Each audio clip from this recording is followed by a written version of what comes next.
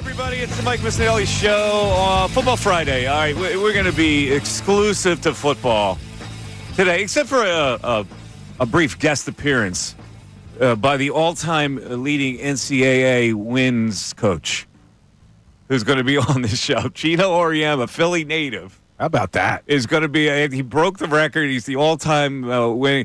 I read a story in the Athletic saying that he's the. With that record, he's the greatest coach ever of all time. So we'll talk about that. But he's a big Philly sports fan, so I want to talk about his views on Philly sports. But let's talk about the topic du jour here, which is the Philadelphia Eagles. We haven't talked about them all week. The Sixers have given us so much drama this week that the Eagles have been shirked, and we want to make sure that we don't do that today. This is Football Friday. We're going heavy Eagles. They have a 6-game win streak going on. They've scored 26-plus points in 5 straight games. And they're in Los Angeles on Sunday night. And I got to be honest with you, I'm afraid of this game. Bill's here, Ray's here. I know, Bill, you're not afraid of this game. And we're going to get into the data of this game, which, let's face it, it favors the Eagles. The Eagles are a 3-point favorite going into the other team's ballpark. So this is a game they're favored, and probably they should win. But for some reason, I'm really nervous about this game. And I don't know why. You don't know why? No, I don't know why I'm nervous about this game. I think going to L.A., and I know they've had time to process this, and they've had time to practice. They're a confident team. For some reason, I think this is a game that doesn't fit. Well, you look at the Rams, even though they're 5-5, they had a bye in Week 5, and they've been 4-1 since the bye. They've started to get healthy. They got their receiving core back with Puka Nacua and Cooper Kupp. Their defense has a lot of young players on it, similar to what the Eagles are doing, and those players are starting to play better.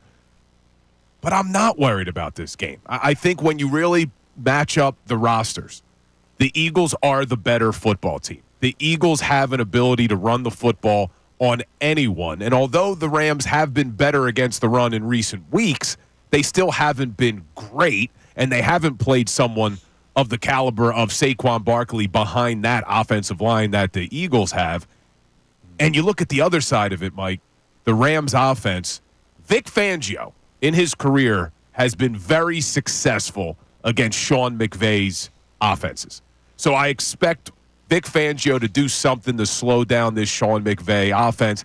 And I know you're worried about them having to go to L.A., but let's face it, the Rams SoFi Stadium is not a tough place to play. It's not as if the L.A. crowd is going to load it up and it's going to be loud. It's probably going to be a lot of Eagles fans there, more Eagles fans. I'm not worried about the crowd. I'm worried about the trip out west. I don't like those East Coast to West Coast trips. But let's get into some numbers here to start the show. All right, so the Rams' defense has been pretty good lately. They have been. They've held teams under 23 points for 5 straight games. They've only allowed 24 points twice all year. Now, you're right, Saquon Barkley. He's averaging 146 yards per game. The Rams hold running backs, however, to 40 yards, 4.0 yards per carry. That's tied for 7th in the league. Their pass defense has not been good, which leads me to believe this. Will the Eagles overthink it and go, wow, they're pretty good against the run. This is a game we have to pass, or will they keep the same MO? We're going to run the ball primarily, and everything will feed off of that. Now, if they have to pass, the pass rush that the Rams give you, 41.9% pressure rate, which is first in the league. Now, that's combated by the fact that Jalen Hurts has been pretty good against pressure. His rating as a quarterback is 91.1. The average rating in the league is 72. So he's way ahead of that. So I guess that would be an advantage for the Eagles. And see, these stats go back and forth for me. Like the Eagles D overall, they've only had 19 points 5 of the last 6 games. The Rams O has scored 26-plus points in 3 of the last 4. So it's like a taffy pull, push and pull. I don't know where to go on this one because the numbers all balance each other out. They do, and it's two teams that have been very similar since their bye weeks. Two teams that are starting to find their form. I just look at the matchups, specifically when you have Quinyon Mitchell, who's been unbelievable, shutting down big-name wide receivers. And as good as Cooper Kupp and Puka Nacua are, I'm expecting more of the same from Quinyon Mitchell. I think he's going to be able to shut them down. And then you have Cooper DeJean. Sometimes Cooper Kupp and Puka are going to line up in the slot. You'll have Cooper DeJean on those guys. The Rams can't run the football, Mike. So they're not going to be able to establish a run against this Eagles defense that's been very good against the run. Top 7 overall this season, but only 81 yards a game during their 6-game winning streak, which is number 1 in the NFL. So once you take away the run, now the Rams, Matt Stafford, are going to try to beat you with the passing game. I just think this secondary, from what we've seen from them, Cooper Kupp, Puka Nacua are not going to be able to take over this game. I think Quinyon Mitchell, Cooper DeJean, even Darius Slay are going to step up in a big way. That's why I'm giving the advantage to the Eagles. And all those numbers you're talking about with the Rams' defense against the run and what they've done against running backs, no one has been able to stop Saquon Barkley. They got 5 straight games, the Eagles, with 150-plus rushing yards and 2 touchdowns. 5 straight. Yeah. They're averaging 181 yards a game on the ground. I just don't see anyone stopping them. It's like every stat that I've researched and come up with is countered by another stat, like Stafford. All right, he's a good quarterback. Last week, his rating was 140. He was on fire last week, right? The Eagles are holding quarterbacks to 78.9 rate. That's third in the NFL. Yeah. Every stat has a counter stat to it. And I'm expecting a big game from our rookie Quinyon because there's 2 rookies this season that are in the running for Defensive Rookie of the Year. Quinyon Mitchell obviously is one of them, but he's second in the odds right now to the rookie that the Rams have in Jared Verse, their edge rusher, who's been really good. 50 pressures, 4.5 sacks, 14 quarterback hits, but he's going to be going up against Jordan Mailata. I expect Quinyon, knowing what we know about him, that chip on his shoulder that he has, the way he plays, the confidence he plays with, he's going to want to have a big game when he's going up against the other rookie, Jared Verse, who's in the running for Defensive Rookie of the Year. It's going to be a good game. It'll be fun. Wide receivers, Puka Nacua, Cooper Kupp, right? Formidable. Very good. Yeah. The Eagles have held wide receivers to an 81.4 rate. The average in the league is 91.9. So they're saying, Yeah. I'm going, I can't get a read here. One thing leads into the other. Stafford hasn't been sacked. He's not the fleetest footed quarterback, but he hasn't been sacked in the last 3 games. The Eagles have been getting pressure on the quarterback. I don't know what's going to happen in this game, which is why I'm nervous. Well, you got to look to it. And I hate doing this because I know you could do this with the Eagles and who they played. You only can play who's on your schedule. But they beat the Patriots last week. They lost to the Dolphins the week before. They had to go to overtime to beat the Seahawks.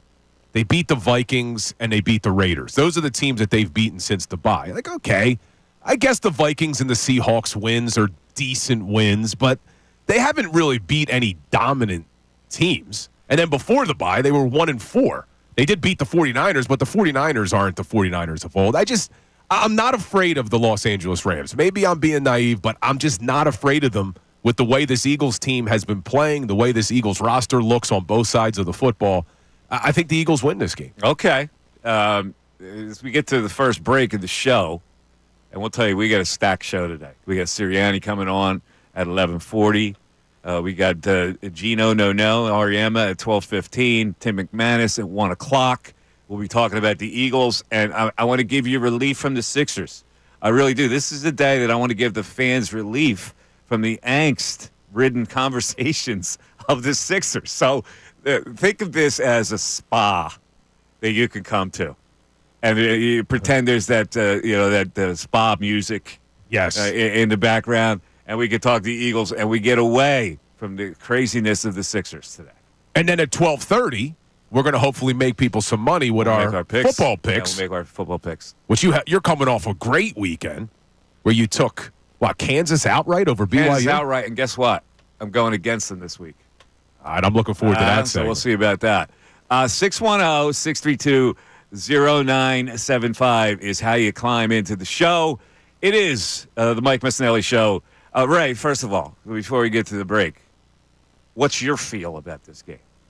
Are you nervous or are you with Bill? I'm more with Bill on this one. Okay. Team's been playing too good for me to feel nervous right now. I'm outnumbered again. We're back after this. Yes.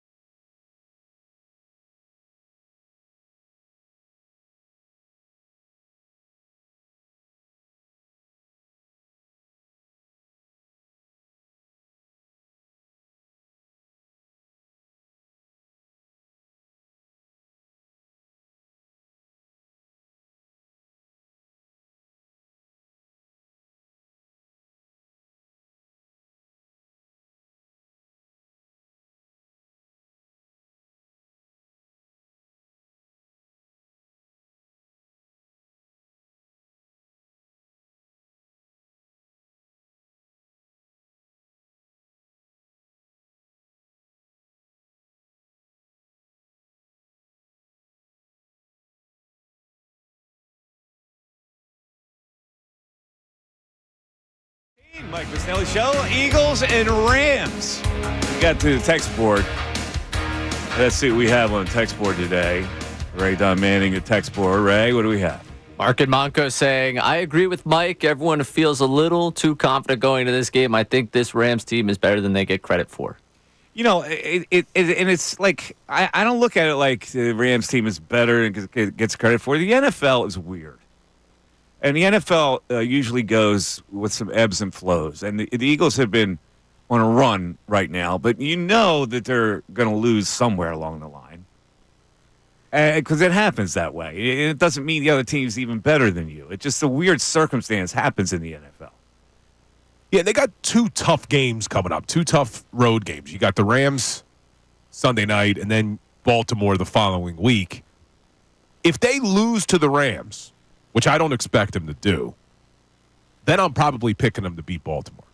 If they beat the Rams, then I'm probably picking them to lose to the Ravens. I think they go 1-1 over the next 2, and that would be completely fine with me.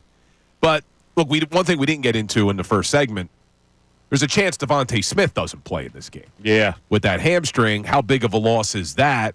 Now, you're getting Britton Covey back most likely, but he's not. He's not Devontae Smith. I mean, come on. So, I don't know. Now, one of the issues, I was diving deep into these numbers, because you're right. When you look at the numbers, you can make arguments for both teams. But the LA Rams defense is 28th in the NFL against tight ends when it comes to receiving yards. So if they're able to take away the run, if you don't have Devontae Smith, maybe it's a big game for Dallas Goedert. See, there's just so many weapons on this offense. It's going to be hard for teams to completely shut them down.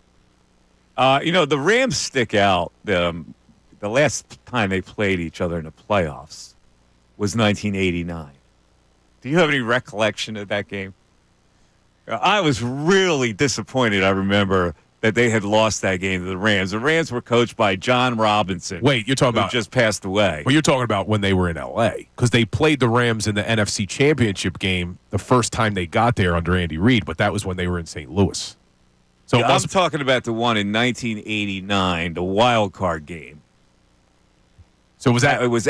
It was here. Who was the quarterback? Everett? Randall Cunningham was the quarterback for the Eagles, and Jim Everett, you're right, was the quarterback for the Rams. That was so disappointing to me because the game was here. And I remember John Robinson was the head coach of the Rams, who just recently passed away. Are you ready for some names here? Yeah, let me hear them. All right, so Randall, in this game, Everett went 18 for 33 for 281 and 2 touchdowns. He was also intercepted twice. His main receiver, let's see. All right, let's go to Randall's numbers. 24 for 40 for 238. No touchdowns and an interception. It wasn't his best game. No, it doesn't sound it. Their defense was led. Do you remember Kevin Green? I do remember Kevin Green, former Steeler. Yes. Wait, he went to the Rams. He had 2 sacks in that game. Kevin Green. You know who had an interception in that game? Seth Joyner. Seth Joyner had an interception in that game, and also Izell Jenkins, who was nicknamed Toast, had an interception and a return of 33 yards in that game. I love to look back at these games and look at the names that surfaced. Nicknamed Toast. Yeah, his nickname was Toast. That's the worst name you could have as a defensive back. It's unbelievable. All right, so I don't know. There's Keith Byers, Anthony Toney, Heath Sherman were the running backs in this game. Keith Jackson was the tight end. Chris Carter had 2 snares in this game for the Eagles. Chris Carter and Greg Garrity caught 2 passes. Former Penn State star. Yeah, that is wild. Now Reggie White did have a sack, as did Jerome Brown in this game. So that's the last time they've met in the playoffs when the Rams were in L.A. Yes. Is that what you said? Yeah, because, man, that's going way back, 1989. 1989. That was the team that, like Buddy Ryan, they were 11-6, I think. So they were an up-and-coming team. Like, this is where the fruition of Buddy Ryan had started to put that defense together. And they went to walk on. I said, well, I think they're going to win this game. It's a home game. They didn't win it. Wait, now that wouldn't have been Jerome Brown's last game, would it? I don't know whether it was or not. It might have been. Because what was the year that was? I don't know. That might have been. That was he played in 1989. 90, I think. Yeah, he didn't pass away till 92. Yeah, he played in 90 and 91. Yeah, so he played after that. Man, that defense was so good back then with the Eagles. Who was the Eagles kicker? In 1989? Yes. Oh, Jeff Fiegels? No, he was a punter, wasn't he? He was a punter. The punter back for the Eagles was Rick Tuten. Tuten. He punted 8 times in that game. The Eagles' offense didn't move at all in that game. The kicker was Roger Ruzek, Oh, I remember him. former Dallas kicker.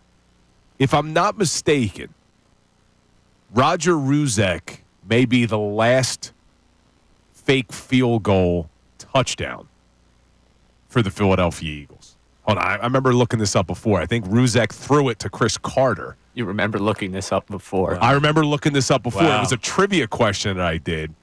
And I think Roger Ruzek threw a touchdown pass to Chris Carter. I'll have to. Well, I don't know. This is when I think of the Rams Eagles. This is the game I think about because Wow. I think the Eagles were favored in the game, and I remember John Robinson walking off with this big smile, pumping his fist. You see, I you go, remember how that. could they lose that game? You remember that. I remember 2002, which was the 2001 Eagles season, when they lost. They got to the NFC Championship game. Really, that was the first time with Andy Reid where they had some true playoff success. They weren't supposed to win that game, but they almost did. That was the greatest show on turf. And Yeah. they go to L.A., they lose 29-24. Let's see if you can guess this. Yeah, I didn't expect the Eagles to win that game, though. Who was the leading rusher for the Philadelphia Eagles in that game? What year was that? 2000. Well, it was the 2001 season, but the game happened in 2002 because it was January. Was it B. West? It was not. No. Who was it? Now, Deuce Staley had 39 yards, but he was not the leading rusher. Correll Buckhalter Corral Buckhalter. was the leading rusher for the Eagles. What was the story that lingers with Corral Buckhalter? What was the other than his playing career? What was the story of Corral Buckhalter? I don't think I know it. I know he battled some knee injuries. The gossipy story. Oh, I don't know this Oh, one. you don't know this one? No, do tell. All right, look it up. Corral Buckhalter was in a SUV with some other Eagles players that was pulled over on South Street, and when they opened the window, all this pot smoke came out. Oh, I remember that now. I do remember that. I don't remember who the other Eagles were, but Corral Buckhalter was the main guy. He liked this weed. I tell you. Well, now people wouldn't care. No, That was news back then. it was news because they got him because there was South Street always used to be trafficked down. Like it used to take you forever to get through South Street. So the police saw smoke in the van. Certainly not the worst we've seen from a former Eagles running back, No. given the last 24 hours news cycle of Wendell Smallwood. Certainly not. Yeah, Wendell Smallwood's Yeah. news broke yesterday. Well, what did Wendell do? He was charged with fraud in COVID relief program. Hold on, Ray. You have that exact story with Wendell Well, Smallwood? yeah, he's facing like considerable jail time for. He's facing 50 years That's in what it prison. was. I didn't want to overstate it, but yeah, 50 years. Oh, okay. So that's a scandal. You know, it's fun. Let's talk about some scandals. Yeah. Wait, Wendell What was the scandal at training camp in Lehigh? That what am I thinking of? Somebody will get this. Was it- Well, you're not thinking of the tragedy with Andy Son. No. This is a couple players breaking curfew or something, and I don't know. It might have been marijuana induced. Who was involved in that? I lost track. There was some kind of a late night scandal at Eagles training camp in Bethlehem that the fixer had to clean up. I don't know this one. Yeah, I can't remember. I'm vague on the details, but it was somebody will know it. Our text board will reveal it. 610-632-0975 is how you climb into the show. Mike Missanelli Show continues.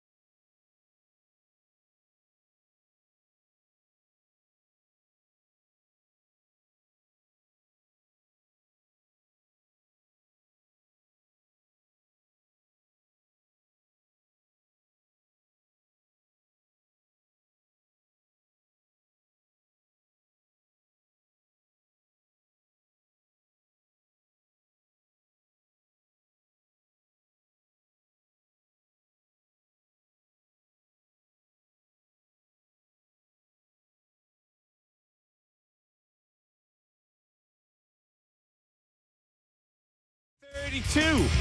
Mike Missanelli Show, 97.5, The Fanatic. Oh, Rich in Swedesboro is going to call about that incident in Lehigh. I couldn't remember what it was. It wasn't that long ago. It involved an offensive lineman, I think. You know, those guys used to go to that, because when I was up there covering it, I forget what the bar's name was. Yeah, I don't remember. But they would all go in there after practice and hang out. You know, they were that was the days when it was a little looser, I think. You know, they were on their own there in training camp, so they were a little blowing off steam, and they used to go to a bar up there, and something happened. I can't remember what it was. I don't think it was Mike Mamula. No, this was after Mike Mamula. Yeah, Mamula had another issue. Didn't he expose himself or something? Yeah, We got multiple texters trying to check in with that. Yeah, one. that was at that bar actually that I'm talking about. But this was after Mamula, so it was more recent. It was some late night thing, and they were pulled over. I forget the details. So somebody will have the details. Anyway, 610-632-0975. So let's go to Joe in Mantua. The Eagles-Rams. You know, there's not much history, but there's enough history to talk about. And Joe wants to talk about a little history. Joe, what's going on, buddy? Hey, good morning, Mike. How are you? Yeah, Buddy Ryan, he was the epitome of the Peter principle. I mean, I was at that game. I think that was the last game I had my season tickets. I was fed up, and I gave them up after that. But I remember the Rams played some kind of hybrid defense. They had like 7 or 8 defensive backs. And the Eagles, like you said, they could not move the ball. It was a punt fest. It was really disappointing, too. Everybody thought the Eagles were going to win that game, that they were better than the Rams, and somehow the Rams won it going away, really, 21-7. Something like that, yeah. But I think we were a 6-point favorite, 6 or 7 points. Yeah, that's what I remember. They were solid favorites in that game. But I just remember the fact that they played this defense. And, you know, Buddy Ryan could never run the ball. Eagles never ran. They never put a priority on that. And Randall just couldn't. He couldn't do anything that day. It was the worst game I ever remember. Yeah, it was a shame too because they were a team that was on the come. I know it was a wild card game, so they did lose some games that year to get in that slot. But you look at the Eagles starters in this game. Look at their defense. Reggie White, Mike Pitts, Jerome Brown, Clyde Simmons. I mean, that's the heart of their great defenses. Seth Joyner, Byron Evans were the linebackers. Al Harris, Isel Jenkins, Eric Everett, Andre Waters, and Wes Hopkins were the safeties. That's the quintessential Eagle defense. Pretty good. It was a great team. I mean, great defense, I should say. But, I mean, Buddy Ryan never put a priority on running the ball. And it came back that day and got him. Yeah. It was bad that day. Yeah, I was really disappointed. That loss kind of escapes us. You know, when we talk about the most disappointing losses, nobody ever brings that up. But I remember that being really disappointing. I think that one, the one either year before or year after they lost to. I was at that game also, the Redskins. Yeah, you know that was a game. I forget the defensive Ben Smith maybe, or he had a fumble, and it was a fumble. Ben Smith. And he didn't give us his call. I love these old names. No, you're right. The Eagles ran the ball. It looks like they ran it 20 times in that game. How many yards they have? They had it was 20 carries for 95 yards. Yeah, that sounds about right. Cause they couldn't pass and they couldn't run. But the other game with the Redskin game, I think it was 14-3 or something. It was the same thing. Yeah. They could not move the ball. Yeah. I got you, Jeff. That one too. Thanks for going down memory lane. Yeah. Randall threw it 40 times in that game. They ran it 20. Heath Sherman had 9 carries. He had the most carries. So, the running backs weren't great. They had Heath Sherman and Anthony Toney. And Keith Byers didn't get a carry in that, but he caught 9 balls for 68 yards.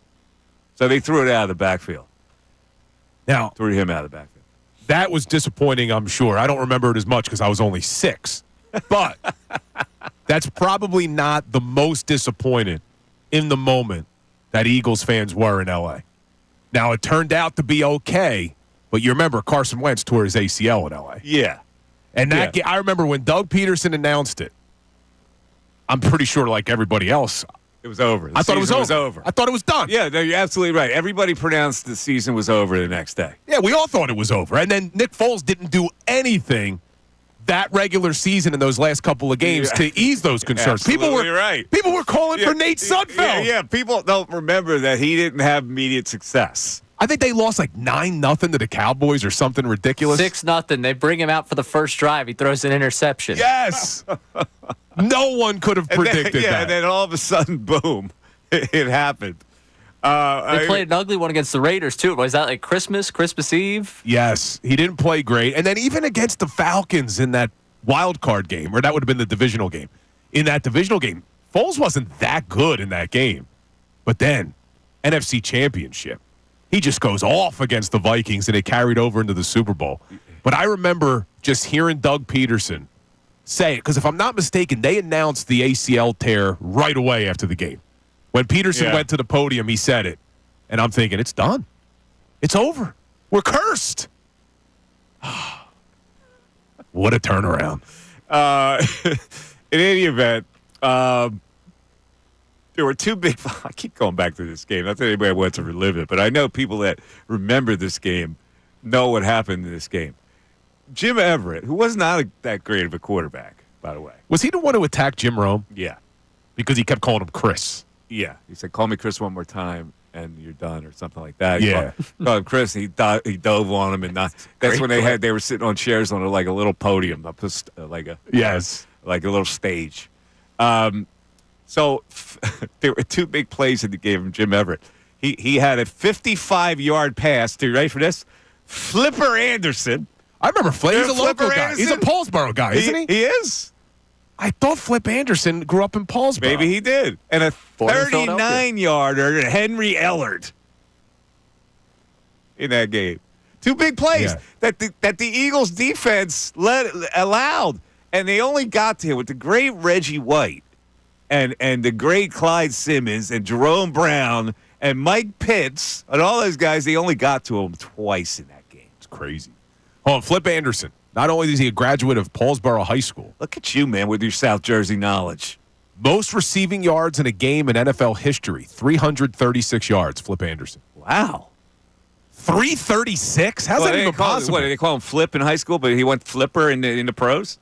His name's Willie Lee Anderson Jr., and they called him Flipper. Yeah, Flipper. Well, you kept saying Flip. I don't know. Me and him are buddies. Only the ones that are close to him in That's South what Jersey I mean. call Like, him Flip. Bill had intimate knowledge of his Paulsboro days where they called him Flip. Me and my buddy Flip. Yeah. Troy Aikman's teammate at UCLA. That is correct. We got some text here. The Starters Pub was the place, right? Starters Pub, and someone also said Tally Ho Tavern. One of the two. Is the Starters Pub. Starters Pub? I'm thinking of. Okay, sounds good. Yeah, And first time who text. used to be in there a lot? Number 5. We'll always love you. Donovan? Number 5 was always love you. Number 5 will always love you. And you know who's? I love him to death. And he was one of these guys that could go to practice the next morning and it didn't matter what he did the night before. Who, Donovan? John Runyon. Oh, Runyon, yeah. He was a beast. The best thing about Runyon, and I was working for the Eagles at the time, during the pregame, when everybody else is out on the field kind of like warming up, before the team comes out to warm up, the individual guys come out and they do their own warm-up. You know how Runyon would warm up? He would sit on the bench and he would drink a cup of coffee. That's what he would do. Everyone would be out doing their stretches and stuff. He'd be just chilling, drinking a cup of coffee. Listen, on the that bench. dude could drink 20 beers and just show up for practice the next morning like nothing happened. Yeah. All right, let's go to Rich in Swedesboro. He might know about this incident I'm talking about in Lehigh, which I can't get to. Go ahead, Rich. What was it?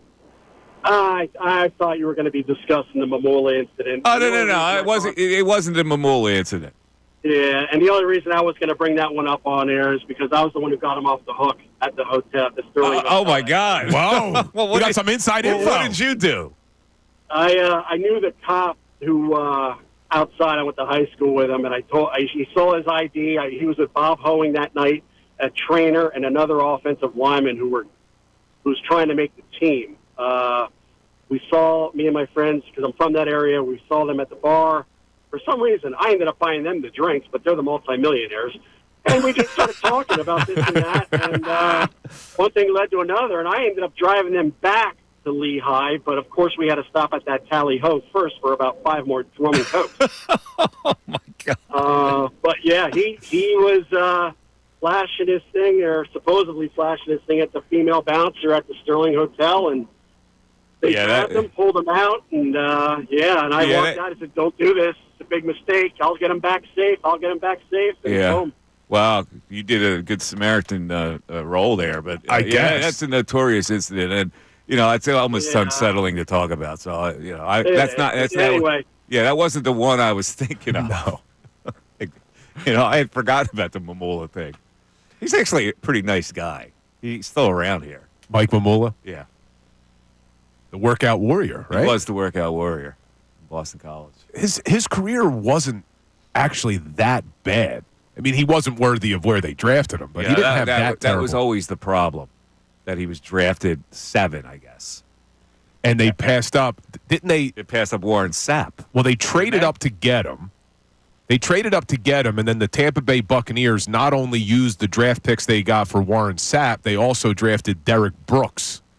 Both guys end up beating the Eagles in 2003 or 2002 in the last game at the Vet, so the 0-2 NFC Championship game. So it kind of came full circle for what they did. They could have gotten Sapp and Brooks. That would have looked pretty good. Yeah, that would have been nice. All right, back to the text board. Ray, what do you got?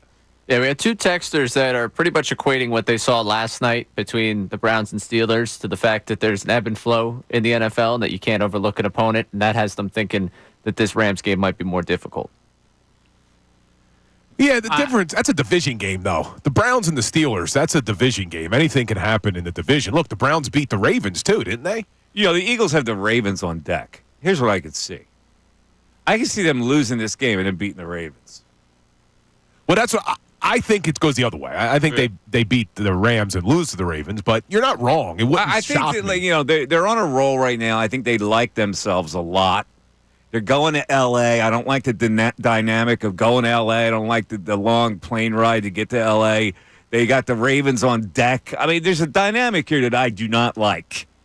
But if they lose this game, I think that beating the Ravens would be a bigger win anyway.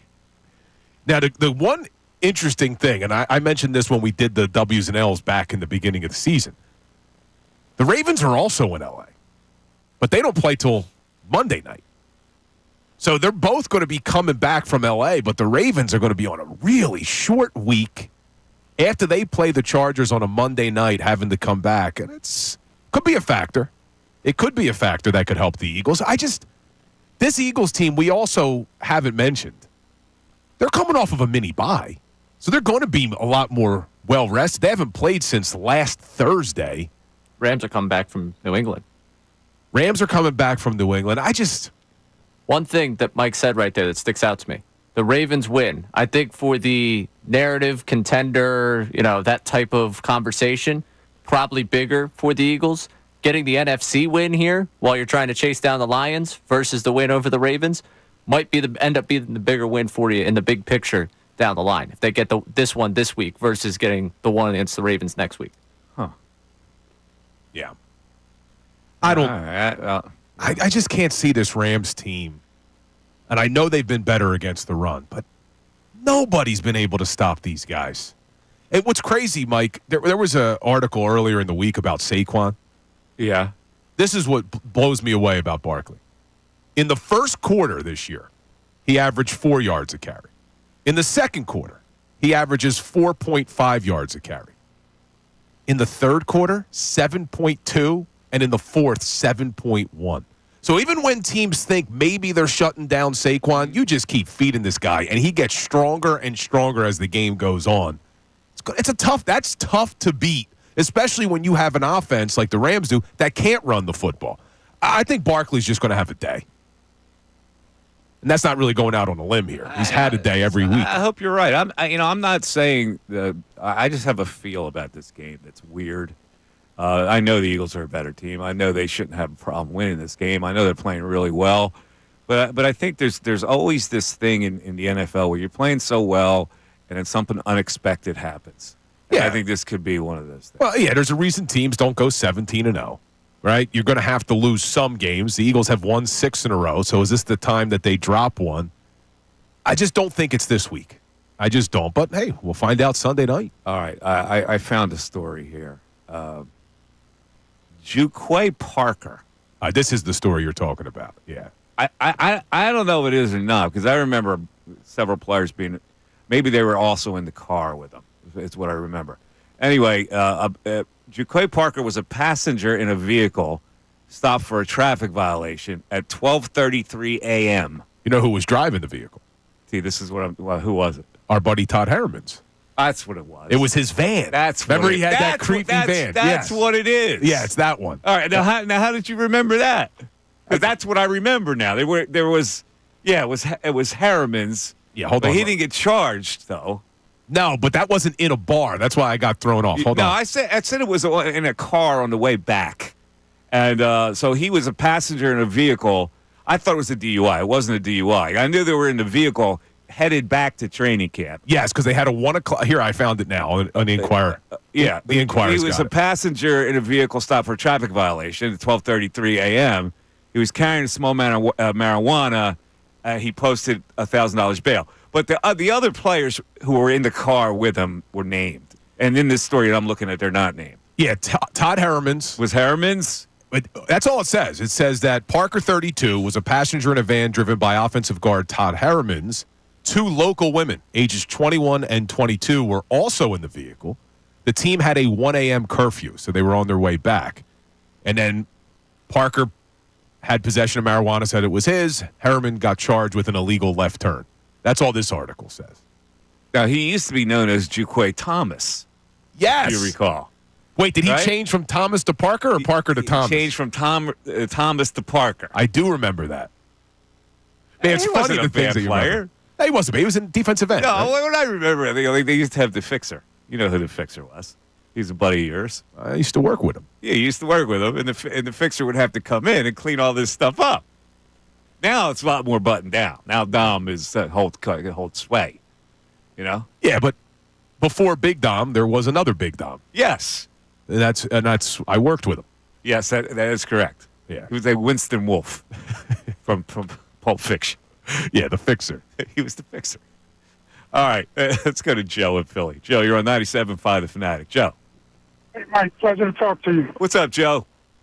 Hey, what's going on, good fellas? Listen, Mike, I can't believe you don't remember aspects of that Rams game with Buddy Ryan, because as far as why the Eagles couldn't, one of the reasons why the Eagles couldn't move the ball, like one of the other callers said, was there was a special defense basically that the Rams ran that they hadn't ran all season. Yeah. But they ran it specifically to neutralize Randall. But here's the caveat, Mike. The Rams had a left tackle that's a Hall of Famer. I can't remember his name. Reggie White never had a good game against him. Matter of fact, I think he never gave up a sack to Reggie. Is it Irv Pankey? No. No? No, he's a Hall of Famer. I just can't. His name is right there on the tip of my tongue. But he always neutralized Reggie. And then on the other part of the defense, Mike, was as far as them plays and why that wide receiver had such a good game. Remember Isaiah Jenkins? His nickname was Toast. Toast. Because he always got burnt. Yeah, yes. Such a great name. Yeah, I did remember that. And he played in this game. He had an interception in that game. Did he? Well, he got Yeah, interception, 33-yard interception. Listen, Oh, all right, so you're thinking of Jackie Slater. yes. Yeah, yes. Jackie Slater was the right tackle for the Rams. He completely neutralized Reggie every time they played, not just whenever Reggie played against him, but I'm saying those things contributed to why the Eagles couldn't do nothing or against the Rams defensively. Yeah. And then or offensively, like the former caller said, or the previous caller said, they ran a defense that it just threw the Eagles playbook all out of whack in terms of what they tried to do. Yeah, I remember that game being very weird. Thanks for that call. Yeah, it was Jackie Slater. Isn't he a Hall of Famer? Yep. Jackie Slater's in the Hall of Fame, right? Yes. Yeah, he's a Hall of Fame tackle. So Reggie apparently had problems with him. And the other tackle was Irv Pankey, who was a pretty good player as well. 610-632-0975. Yeah, a little walk down memory lane here with the Eagles and Rams, and we'll get into the nuts and bolts of this game. I'm not feeling that good about it. Bill and Ray, confident. Mike Missanelli Show continues.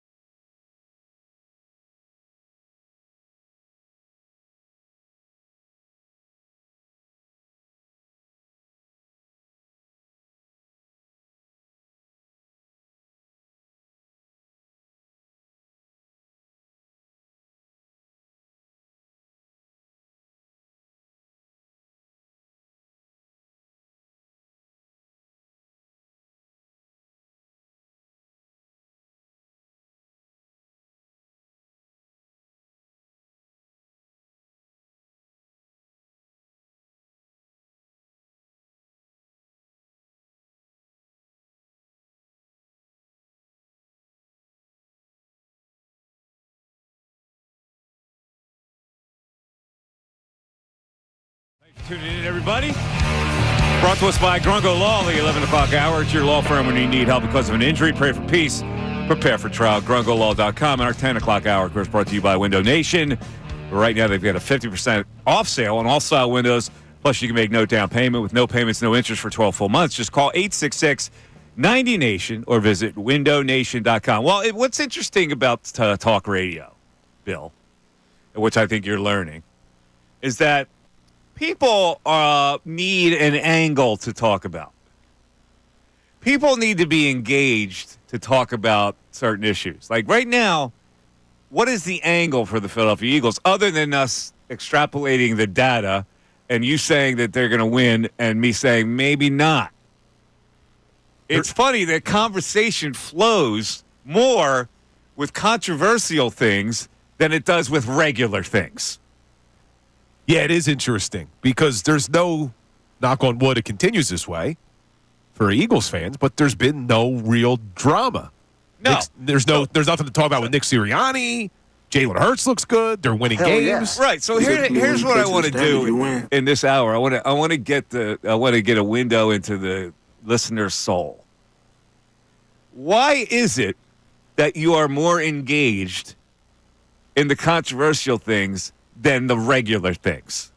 Like they're playing the Rams here. Yeah. Like if I'm a caller, I go, okay, why would I want to discuss this game? Like, what is the angle? And I give respect to the people of Philadelphia. If they don't have an angle, they're not going to have a conversation. And there's no angle right now. The Eagles are a good team. They're playing the Rams team that they should beat. Everything is rosy. What would a caller call up and say? I'm trying to get into a caller's head, as opposed to Joel Embiid saying what he said and us talking about it yesterday, where he says things are always going to get blown out of proportion because it's Joel Embiid. It's whatever. I'm the reason for everything, so I guess I'll take the blame for everything. So the passive-aggressive comment generated tons of conversation yesterday. It did. I mean, people couldn't get enough of talking about the whole issue with Exactly, Joel. because there's meat to it. You have an opinion on it, right? This is what talk radio is. It's about opinion. It's why I've been doing it for so long, because I enjoy the back and forth conversation when there's something to be discussed. But yet you have an 8-2 football team, and people don't call because there's nothing to be discussed. Yeah. They're 8-2. It's like, okay, what can I say that would generate a good football conversation? Now, I had to dip back into that playoff game, which was a disappointing part of Eagle history. And we had some engagement on it, right? That's correct.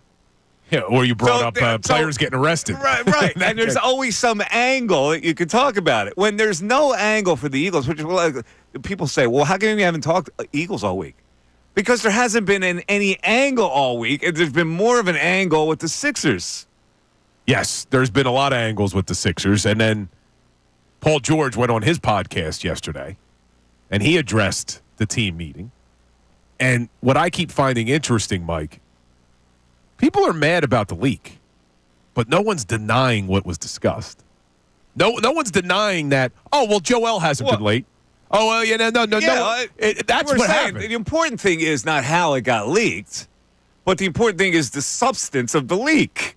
Yes, and it's been accurate. And we can all sit here and go, we hate snitches. But we're looking at a team that's 2-12, and you're going, well, this team is discombobulated. Why? What could be a factor? Well, guess what?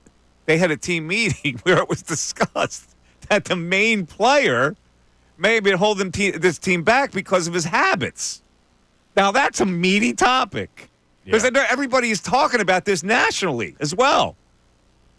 And tonight, it's going to be an interesting night down at the Wells Fargo Center because when Joel Embiid made those comments, the only local reporter, from my understanding, who was there in Memphis was Gina Mizell for the Inquirer. No one recorded the conversation with Joel. There's no audio or video of it. We only know what she reported. Well, that's not going to be the case tonight. She may have recorded it.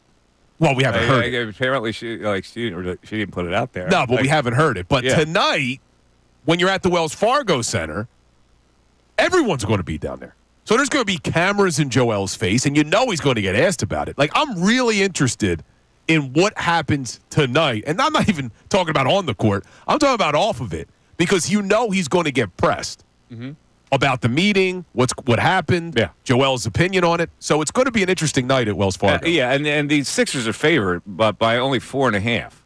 I have no idea whether they're going to. You know, I looked at the game prior to this and said, well, they'll have to win that game, and they didn't. So can I bet on the Sixers right now? No, of course not. Minus 4.5. I'd be an idiot to bet on the Sixers right now. Well, there'd be no Paul George. Maxey's still on a minute restriction.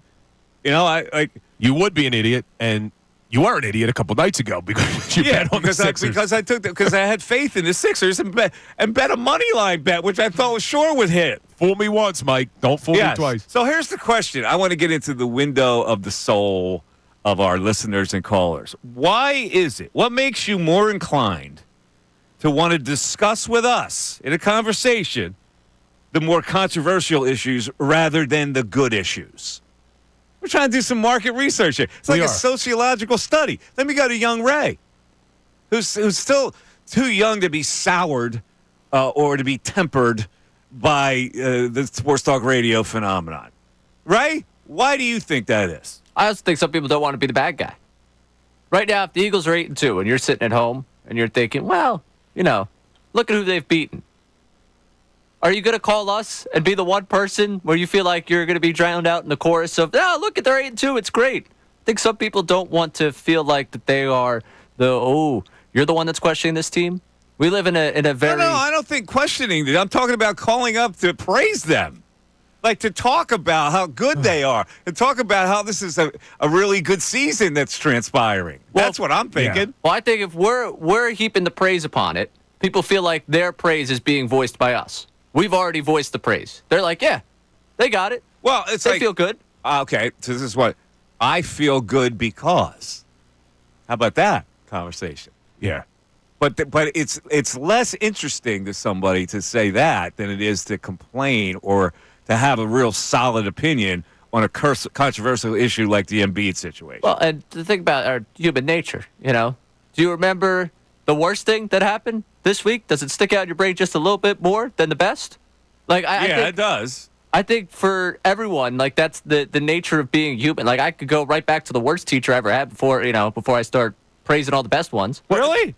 There also hasn't been an Eagles game though in a long time. Yeah. Because of the Thursday night. You could go to the worst teacher you had before the good ones that you've had. But are you going to be more intrigued to hear about the worst story that I've had with the teacher or the best ones? You're going to be like, oh yeah, it's nice of you to praise those people, but you would take more out of, what's the complaint he has with this? Why was it the worst? With the best, we all kind of fall back on the same cliches when it comes to the best. And I think with teams, we come back to, oh yeah, when we know it's good, it's good. When it's bad, we can really rip apart what's bad. And it could become something unique about what's bad instead of, what the common good is. But to Mike's point, though, I mean, we could talk about with the Eagles, we're now 10 weeks or 11 weeks, 10 games in. We could talk about some of the things people have been pleasantly surprised with because there are so many pleasant surprises to this season. I mean, across the board. A lot of people still may have their issues with the head coach, although that's quieted as it should after you win 6 in a row. But there are so I'm the many dumbest coach in the world. There are so many things that are surprising in a good way about this football team. But let's hold off on the positives for a second because I got a negative. Wait, before you go to the negative, but like if we say, hey, Zach Bonds looked great. Yeah, where's the conversation? Yeah, where's the conversation? Us saying Zach Bonds looks great, you're inviting someone else. That's what I'm getting at. Sports Talk Radio is all about conversation that keeps people interested, that keeps people listening. And you're right. A caller gets Zach Bonds playing great. Yeah, that's it. All right. Conversation over. All right, nice talking to you. Yeah. Well, I get it. But that's the beauty of talk radio. Well, let me throw this out there. And I know I want to talk Eagles today, and a lot of people do, but Keith Pompey just tweeted out about Joel. Sixer News? Sixer News. Go ahead. Sixers center Joel Embiid watched but did not participate in the morning shoot-around. He is listed as questionable for tonight's game against the Nets with left knee injury management.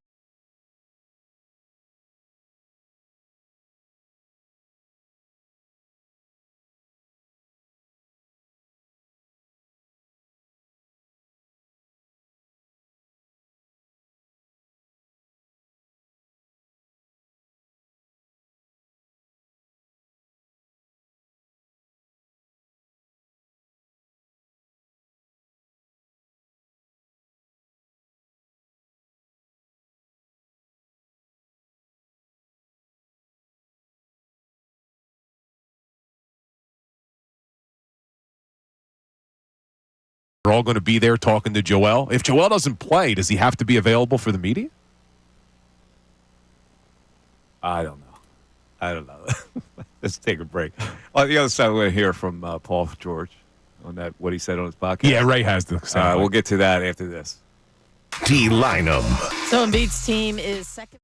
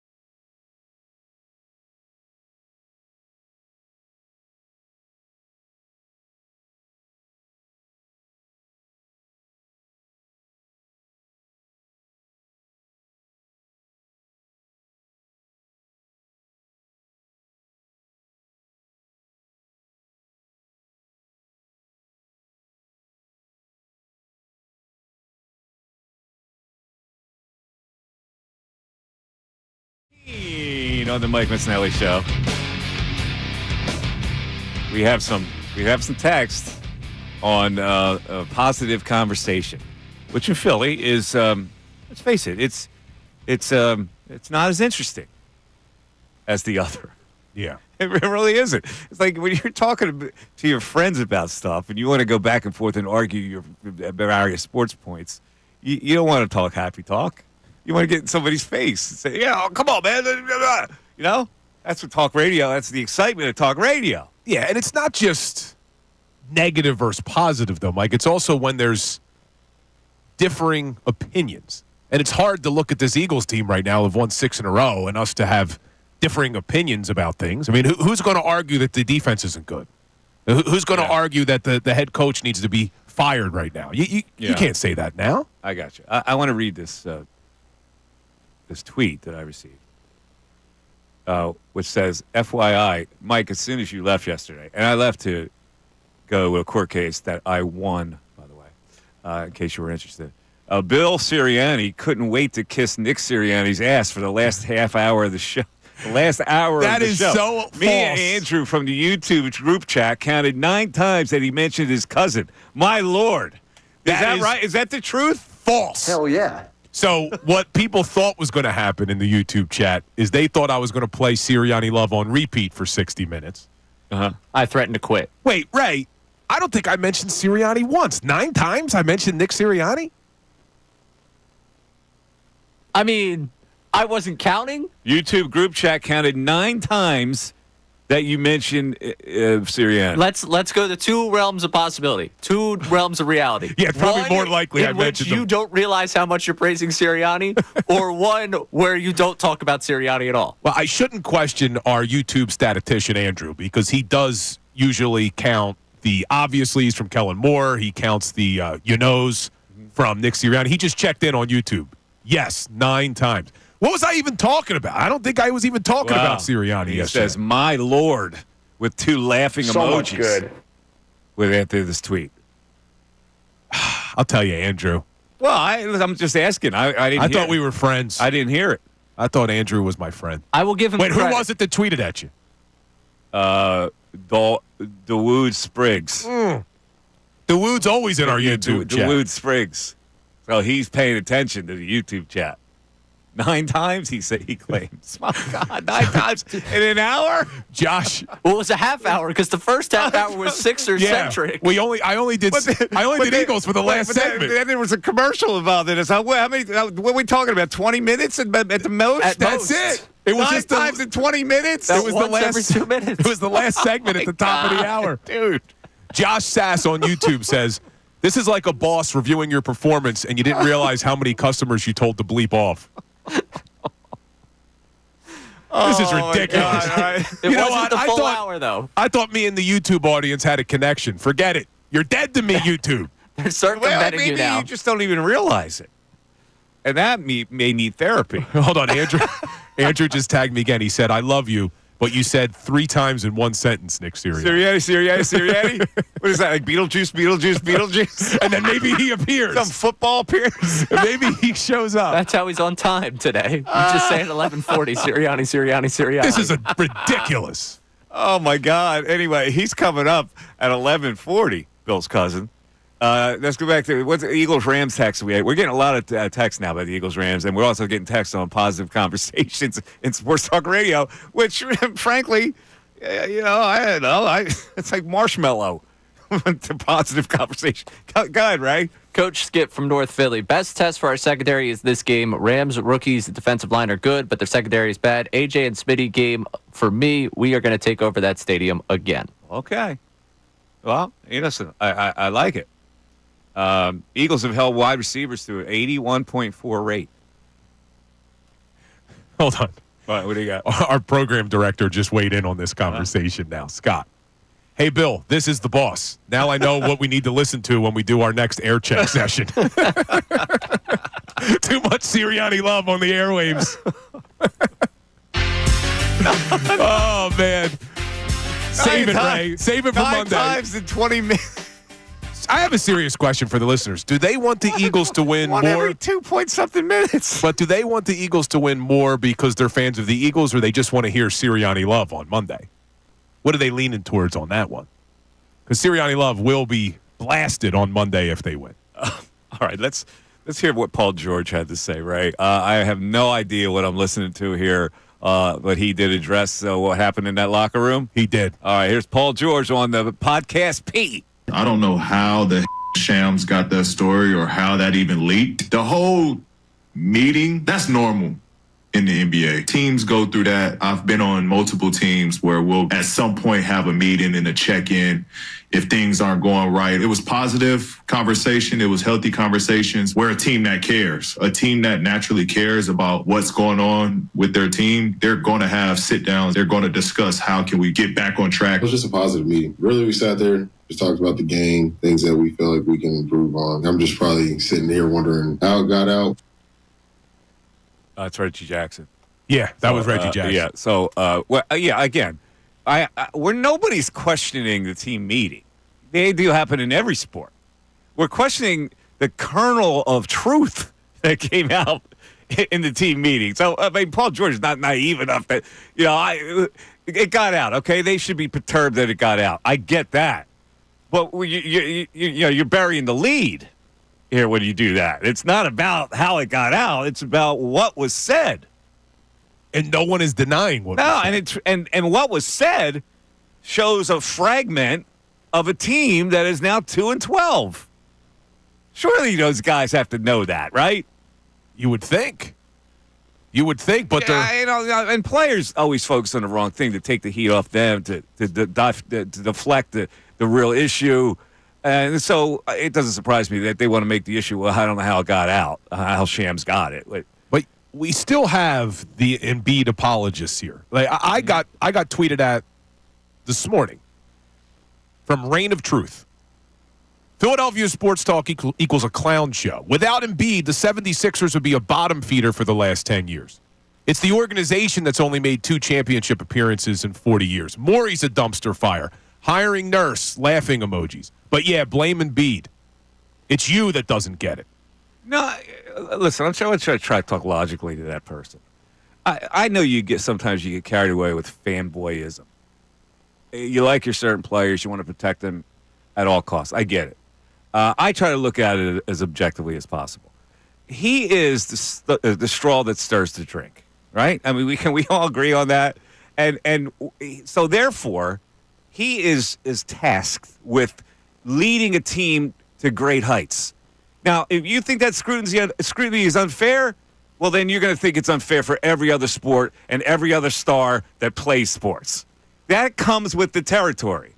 So when he is not ready to start a season because of his own doing that fragments the team, how do you not sit there and criticize the man? How do you say it's the rest of the team? And then he's got the personal responsibility as the star player to do the right things to kick off the season the right way.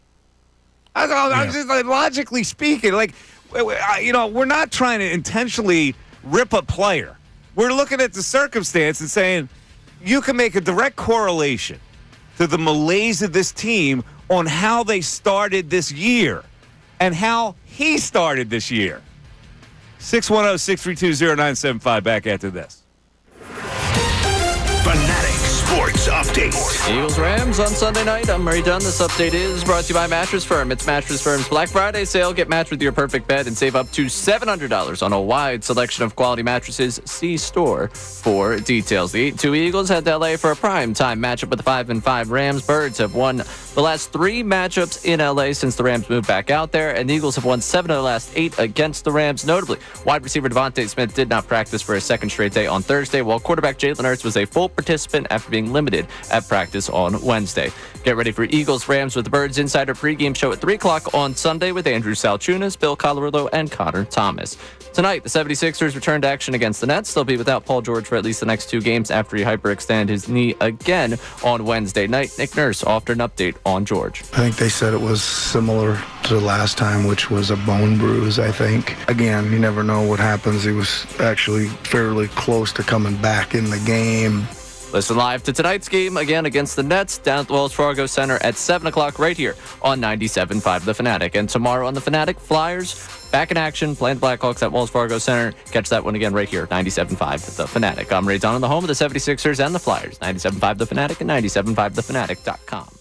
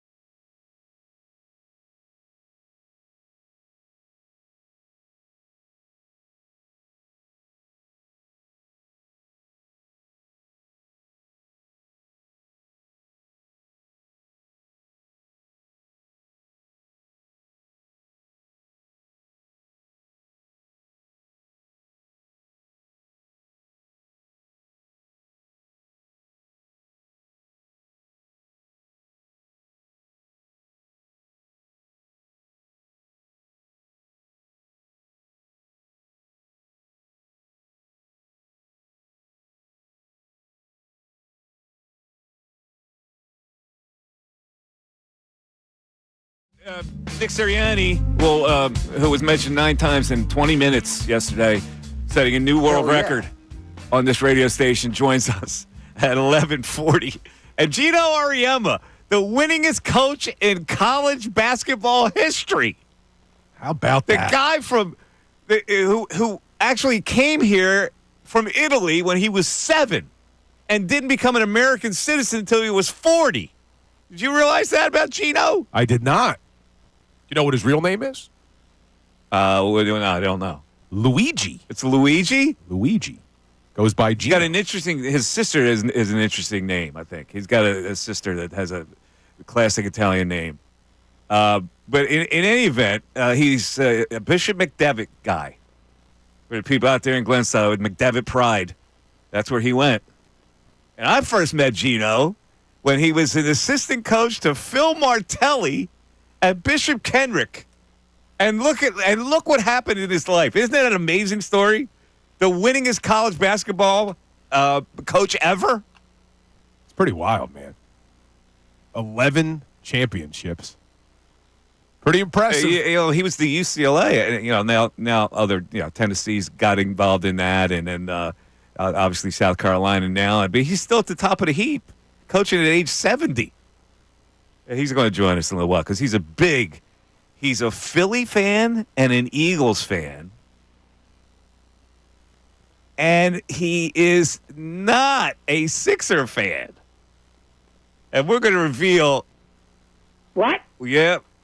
I don't know how that happened, but we're going to figure it out coming up in a little bit. I wonder if he's a Nick Sirianni fan. Well, he's an Eagle fan, so I assume he is. All right, so let's look at this new development that just came out. Daniel Jones has been given his release by the Giants. He asked for it. They granted it. I don't know what that does to their cap, nor do I care. But I'm just looking at some random teams that would pick him up. As soon as he passes waivers, you sign him for a song because the Giants have to pay the contract. Yeah, and he'll clear waivers. There's no one that's going to pick him up. Okay, so let me throw this team at you with help from Ray. The Cowboys. Is it possible the Cowboys snatch him up and he plays against the Eagles again? Man, that would be an interesting thing for them to do. I don't know if the Cowboys do it, though. I don't know. All right, how about the Titans? Maybe. How about the Raiders? The Raiders could make sense because they're rolling Gardner Minshew these days, right? Yeah, the Patriots would because they're committed to Drake May. So I'm looking at the teams that could possibly need a quarterback. The Cowboys are at the top of the list. It's interesting. Do it. Can you imagine that? Sign him today. Get him ready for Thanksgiving. They ride him, and they somehow trade Dak somewhere. No, that's not going to Now we're getting a little crazy. But Thanksgiving That's not Day. gonna happen. But the thing is for the Cowboys, the reason I don't think it would be them is they don't have a shot at making the playoffs. So what would be the point in picking up Daniel Jones, having to get him ready, unless you're picking him up with the idea of he's your backup next year to Dak, and you just want to get ahead of the game. I don't know. I don't know. I look at it as a team that maybe still has a shot to make the playoffs, but has a quarterback issue. I'm going to throw one out. What about our former friend, Shane Steichen? Obviously, they're not sold on Anthony Richardson. They benched him. No, they're not. They wouldn't. They wouldn't bail on Anthony Richardson for Daniel Jones. Well, maybe for some a newly drafted quarterback in a quarterback-rich draft, but they're not. They probably wouldn't think that Daniel Jones is a better solution than Anthony Richardson. He had a big game last week. Yeah. They're nurturing him along. They're not going to derail that. Dolphins insurance policy to Tua? Yeah, it's a backup. Yeah, I mean, listen, Maybe. he's in play for any backup role. I'm just looking at who could start. Like, what team would want him to start for the rest of the year? And the Cowboys make sense. Is he better than what they have? Yeah, he certainly is. Yeah. All right. Give us the Thanksgiving game. Give us something worth watching. Jones, I hear you. DeVito, Chris, Cowboys, Giants. I hope Tommy plays well this weekend. Cutlets? I hope Tommy Cutlets play. I'm a fan. So last year. Few and far between in our culture. Yeah, during the Tommy Cutlets era last year, my dad bought me a Tommy Cutlets T-shirt. Like, I can't wear this T-shirt. So I got a Tommy Cutlets T-shirt. Maybe I'll wear it. We bought one for my mom. You did? Yeah. What'd you do with it? I still have it. You got it hanging? I've got about 20 T-shirts hanging that I would not wear. And you hang them? I hang them in my closet. They're like keepsakes. Gotcha. Like I got T-shirts from the old Great Sports Debate, which are classic. Oh, they got to be good. The old Great Sports Debate logo. Yeah, and the whole thing. You got to bring them in. I got a T-shirt that's the double deuce from the movie Roadhouse. The double deuce. I got one with Charles Barkley as an Auburn basketball player with a big pizza in front of him, which was the cover of Sports Illustrated. I think the coolest shirt I have, and I can't wear it because one, it'd be too tight, and it probably would disintegrate when I put it on. You care about tightness of the shirt? Yeah, this one's actually too tight. My dad bought it right after the Sixers won the championship in 1983. He bought it on Broad Street. Somebody was selling it on the corner. It's got all the players on it. It's a pretty cool shirt. I'll bring it in. I got a Peter Laviolette shirt, which is a tremendously cool shirt. Was they play with Jam? Yes. Yes. It's where he's got the finger pointed. Yeah, play with some Jam. Play with some Jam. He would take the gum out of his mouth before he started yelling. Yes. Classic. Let's go to Chris in Plymouth Meeting. Chris, you're on 97.5 The Fanatic. Chris. Hey, guys. Thank you for taking my call and making me a part of the show. I am a big fan of the show. I could listen to two lawyers go back and forth arguing all day. It's great. It's great entertainment. But everybody knows the Eagles are on a 6-game winning streak, and this primarily happened. Not primarily, it did happen right after the bye, and there are many reasons for it, most notably the rise in the defense, Saquon Barkley, the offensive mentality to become a run-first team.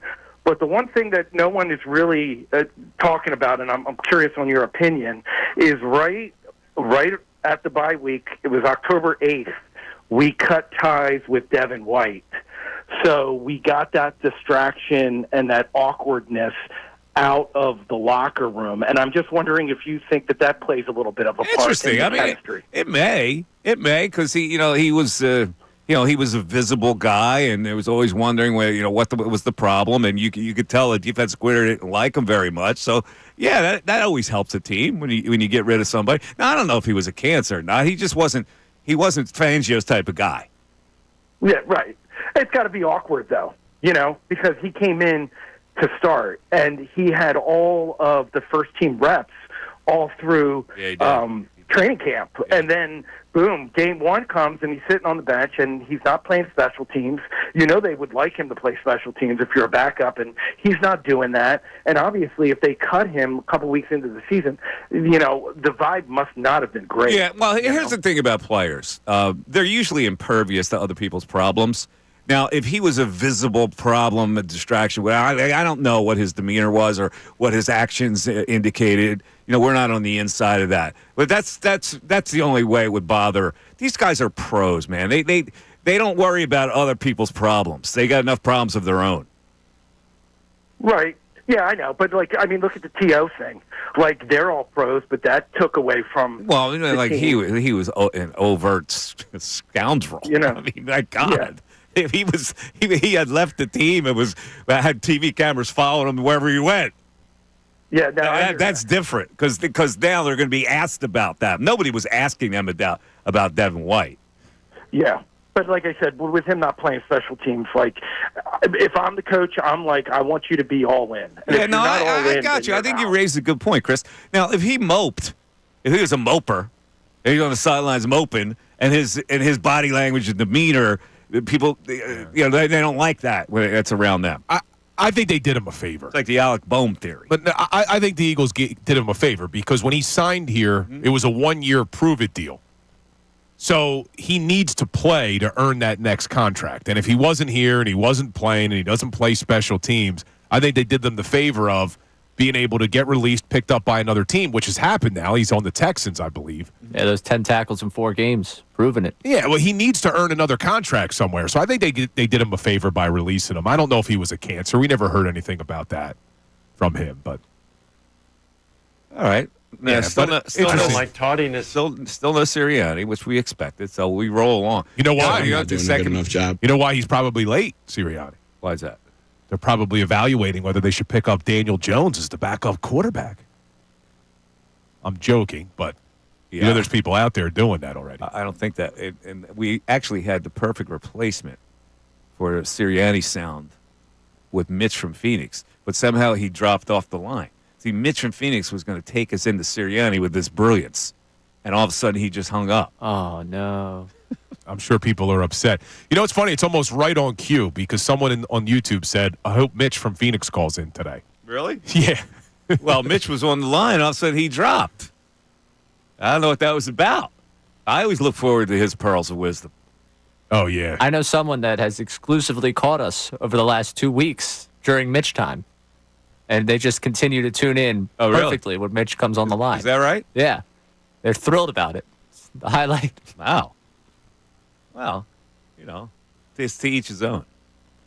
You know, we've had, you know, somebody asked me the other day, and I know people that have been listening to me for a long time. There are always these callers that stood out. And one of the guys that always stood out was a guy named Bob from the South. I forget where he would call from. But he would always say, "Hi, Mike." And that's how he would start every call. Now, people asked me about him the other day. Bob, unfortunately, passed away.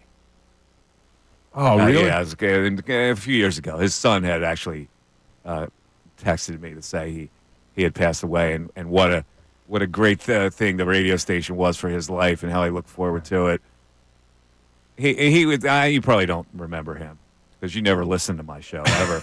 It's amazing to me that you had no recollection that I actually did radio for 30 years. But that made this show organic. Yeah, remember you got mad. I didn't know that you did the you had Santa Claus is coming to town. You had no idea what my career was. I remember 30 plus years of being on the radio. Bill's there going, "Ooh, what? Mike who?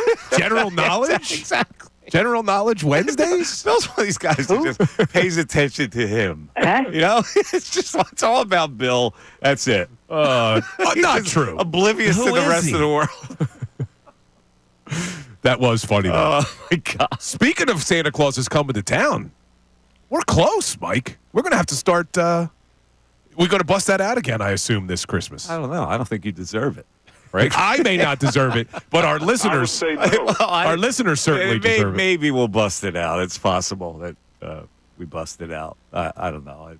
I hate to overuse stuff, and I hate when things get old. Yeah. So You know what? We may have to work with some sort of Christmas carol, or we could tie Sirianni into it. Let me work on that. A Christmas carol. Yeah, we'll do a little Christmas carols with. You know, I used to do a really fun thing during Christmas, though. It's like the Field of 64 Christmas songs. I might be able to bring that. That's back. a good one. But I'll cut it down to 32. So I never know if our YouTube chat is being sarcastic or not, but I'm going to ask you here. Yeah. They say never ask a question you don't know the answer to, but MH said to please ask Mike about a caller named Ingy. He claimed to play basketball for Plymouth Whitemarsh. Ingy. Yeah, he was a total nutbag. I think he calls the other station, for what I understand. Got it. But he used to be a regular caller. He show up every now and then here.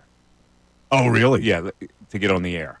Like that's the type of oblivious screwball this guy was. Well, now that you're bringing up former callers, they're saying, Bernie from Broomall, first ballot. Bernie Hall of passed Famer. away. I wrote a eulogy for Bernie, and it's a great family. Hello. He was a sweetheart of a man. Yeah, they said first ballot Mikey Miss Hall of Fame. Yeah, I mean, listen, these callers that are legendary, and Bob was one of them, and Bernie was one of them, and Ingy was one of them, and you can just go down the list, and people remember who listened to me all these years remember the callers more than I can recount because there have been so many really good ones that have been personalities. They turned into personalities as callers, and everybody looked forward to hearing them call in.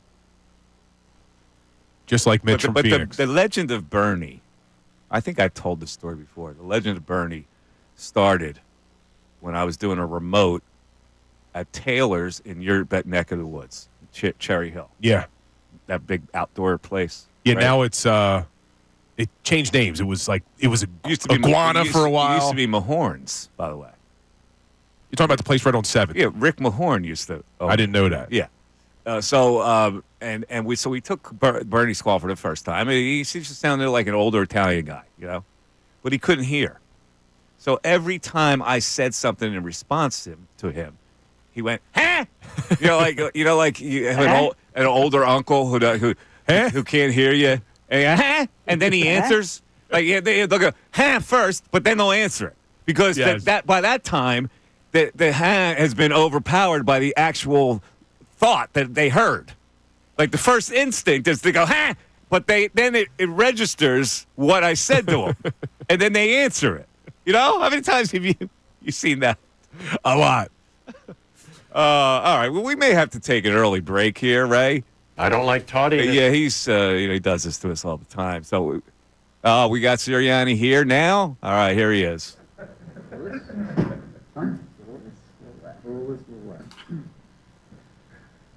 Time we, Bob? Okay. 12:10. Yeah. What's the latest with Devontae? Yeah, we'll see. See how he's feeling by the end of the day. So we'll see where that is by the, got a little bit more time to figure it out. How is Britton in practice? Yeah, he's done a nice job. Like I said, we'll see where he is by the end of the day. You don't have to make any decisions quite yet. But he's done a nice job. It's nice to get him back out there.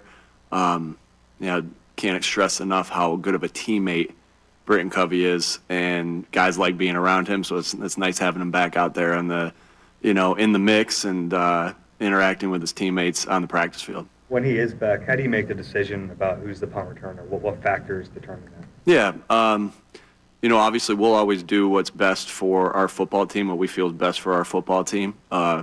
Coop's done a very, very good job returning the ball in Britton's absence. Britton has done an excellent job, been one of the best guys in the league returning the punts as when he was the punt returner. So good problem to have.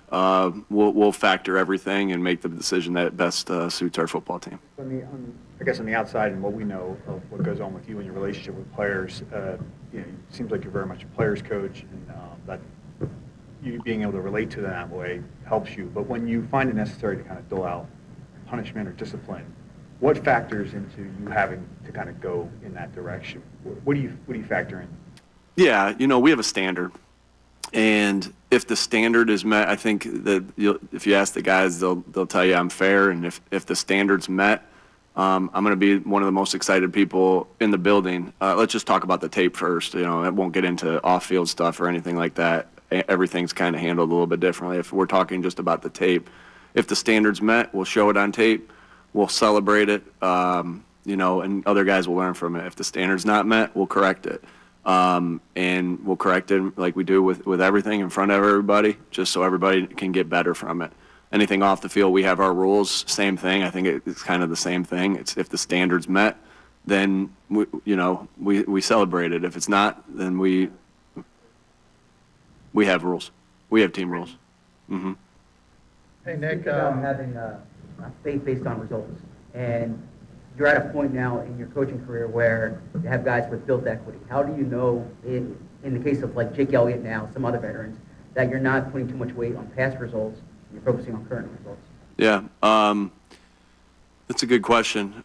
You put faith, you account for everything, just like when you are trying to make decisions on game management things, like everything's accounted for, what is in the future, what currently is happening and what's happened in the past. You see practice every single day. Again, you guys and everybody doesn't get to see the results at practice, right? And so practice, we feel like if you practice average, you're going to play average. If you practice great, you're going to play great.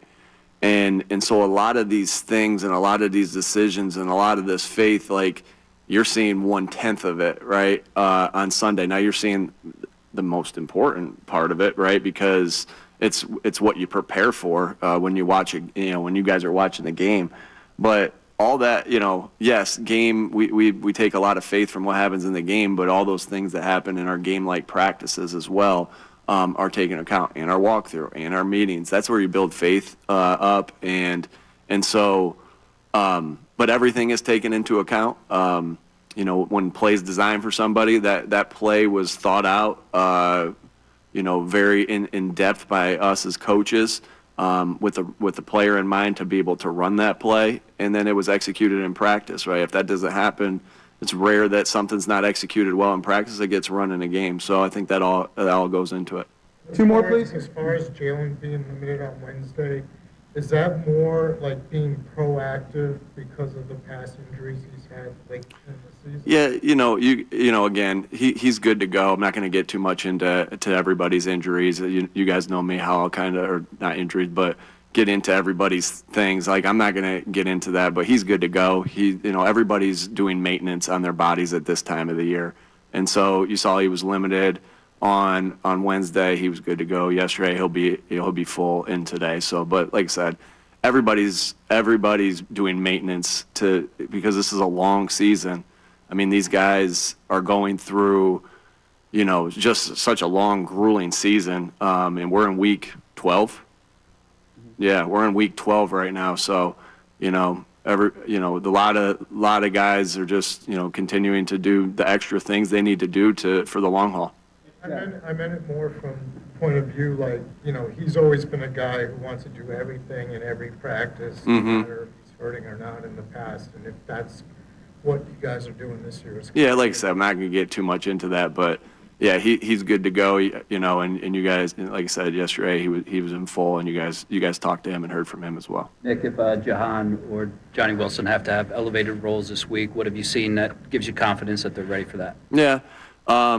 Just the continued getting better every single day. Both of them have made some big plays, in the past couple weeks, right? Johnny catching his first touchdown pass, Jahan catching a deep ball in the Jacksonville game, then also the Dallas game, and so, yeah, again, and then the things that we see in practice. These guys come to work hard every single day. They put it on the line every single day. They've had good practices throughout the week, and we're excited about their possibilities if they need to go. And then we've had some good experiences with guys this year that have stepped in and contributed, and that's an awesome part of a team. All right, thanks. That was it. Wow. How about that? Well, when you show up late, you don't have that much time. I got to ask Bill here. I know we have to get to a break. So you were really upset about Joel Embiid being late for things. It sets a bad tone. Oh, here we go. So is there no standard for the head football coach being late? Do you have any problem with that? I do get very upset with people who aren't timely. I think punctuality is something you should be. As long as Serriani's not late for team activities, I'm okay with it. Yeah. What does he care about us? We don't mean anything. I don't like tardiness. Listen, he's learned something. If I was advising a coach, I should start a consulting company to advise coaches on what to say to media people. Because here's the bottom line. Sports reporters are very insecure people because they feel they're not as important as the people they're covering. These athletes, these teams, they're larger than life, right? And so these reporters, they grew up as being fans. And that's not the same for a reporter who covers news. But he said, that's a good question. A coach should always, that's a good question. Say that's a good question, because then the reporter gets all gooey, and also name them by name. I was going to say it. Yes, because the reporter gets all gooey. So if I was advising coaches, I go, you know how you get these guys in the palm of your hand? Yeah. Just patronize the crap out of them. That's a good question, Mike. Exactly. Oh, yeah, you're right. Let's take a break. We're back after this. Fanatic Sports Update. I don't like tardiness. I'm Ray Dunn. This update is brought to you by Dell Technologies. Black Friday is Dell Technologies' biggest sale of the year. Save on select PCs like the XPS 60 and then accelerate AI with Intel Core Ultra processors. Shop Dell.com/deals. Hopefully Nick Sirianni's team doesn't show up late to the game on Sunday against the Rams out there in L.A. Sunday night football. Birds have won 3 matchups in L.A. since the Rams moved out there. The Eagles have won 7 of their last 8 against the Rams. Notably, wide receiver Devontae Smith did not practice for his second straight day on Thursday. When Sirianni was asked about Smith's availability, possibility. He did say we'll see. So potential concern there about wide receiver 2 for the Birds. He did talk about his confidence in Jahan Dotson and Johnny Wilson to step into that role if need be on Sunday. You can get ready for that game on Sunday with the Birds Insider pregame show at 3 o'clock. Andrew Salciunas, Bill Colarulo, and Connor Thomas get you set for the matchup. Tonight, 76ers return to action against the Nets. They'll be without Paul George for at least the next 2 games after he hyperextended his left knee again on Wednesday. And you can listen to that game tonight right here on The Fanatic with tip-off at 7 o'clock. Flyers back in action tomorrow at 1 against the Blackhawks. You can listen to that game right here on The Fanatic. I'm Ray Dunn on the home of the 76ers and the Flyers, 97.5 The Fanatic and 97.5thefanatic.com.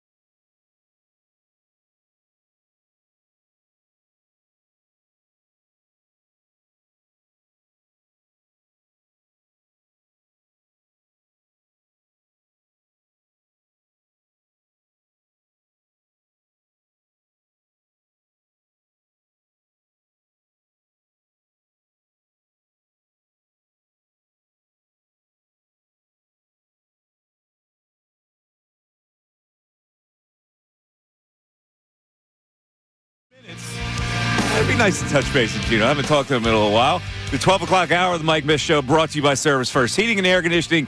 Get 0% financing for 72 months and a $500 rebate when you purchase a complete heating and cooling system from Service First. Learn more at ServiceFirstHVAC.com. All right, I want to squeeze a couple calls in here. So what are we going to do with are we going to hold off on the news at noon here, Ray? Might as well. Let's hold off on the news at noon for a little later. We'll talk to the people. Geno's coming up in a little bit. So let's go to Chris in Overbrook. Chris, you're on 97.5 The Fanatic. Hey, Mike, how you been? What's up, Chris? How you been, man? Good.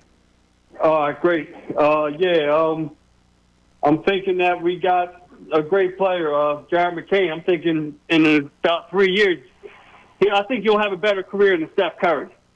Now that I'm thinking about it, because I don't remember any rookie basketball. Wait. What? What?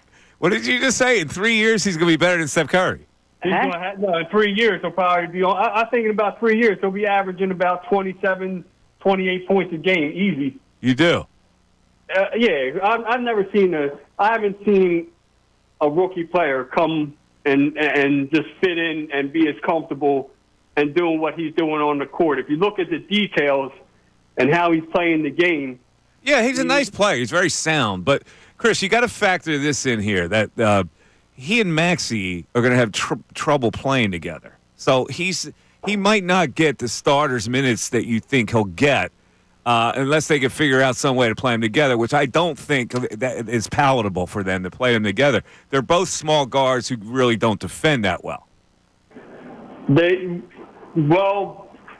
I can see on the defensive side, but they're saying the same thing about Steph, and they're saying the same thing about Clay. No, they weren't saying the same thing about Steph because they had balance on that team. They had a 6'8" 2 guard who could play D. So, he and Clay flourished. Well, they also said the same thing about the two in Boston as well. So but they're not guards. Those guys are wing players. It's a little easier. Jaylen Brown is a guard. I consider him a guard. Yeah, they're kind of perimeter players that are high flying perimeter players. But I understand your admiration for Jared McCain. I don't think he's going to be better than Steph Curry. I mean, just the way he's. Can you remember a rookie that came even into the? No. Listen, he's solid right now because he's playing a lot of minutes because Maxey's out. But Steph Curry might be the best shooting guard of all time. I understand that. He's what I'm saying is Jared McCain's going to eventually become a top 15 player of all. Okay, well, top 15 player of all time. Is that what I mean, or at least comparable to Steph Curry. I'll say top NBA player of all time, top 15. Yeah, top NBA player. Okay, I can't go there. All right, so are you advising the Sixers to tank? Yeah, I'm not advising them. I think that's what they're doing secretly. I'm thinking they're trying to get Cooper Flag. Yeah, they're not. They can't. They're not going to be a team that's tanking with those three players. They're eventually going to all play, Maxey and Paul George and Embiid. They're not going to be anywhere near Tankland where they can get the number one pick of the draft. That's not going to happen. No, and he was way out there, my man. I was going to say I appreciate best player, better than Steph Curry. Top 15 all time. Top 15 all time. He hasn't played 15 games. Well, that was a bit of a throw. A Duke fan? It really was. That was an attempt at a long throw. CEO of a nail polish company? What we got? Where's the fight? He's a sound player. I don't know if he's going to be Steph Curry. I wonder if people are still bothered by the TikTok videos and. No, you don't hear that anymore. You don't hear it because he's proven himself on the court. You don't hear it, and that's the way it usually goes. And people are more worried about Podcast P right now. The replies to every Podcast P tweet. Yeah, the only chance McCain had to get criticized for that is if he was playing like garbage. And people were like, you're wasting too much time with those TikTok videos. Yeah. But, yeah, that's the way it goes. The kid's got confidence, man. Yeah. All right, let's take a break. On the other side, Geno Auriemma. Mike Missanelli Show continues. Friday.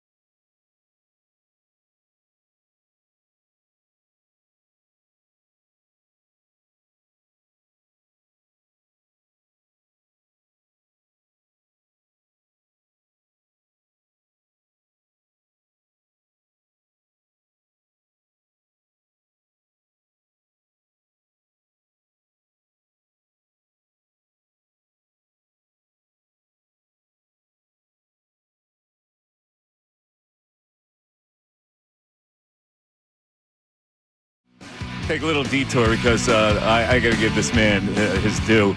I'm reading a story in The Athletic here. It says, Auriemma at 70 is arguably the greatest basketball coach to ever live.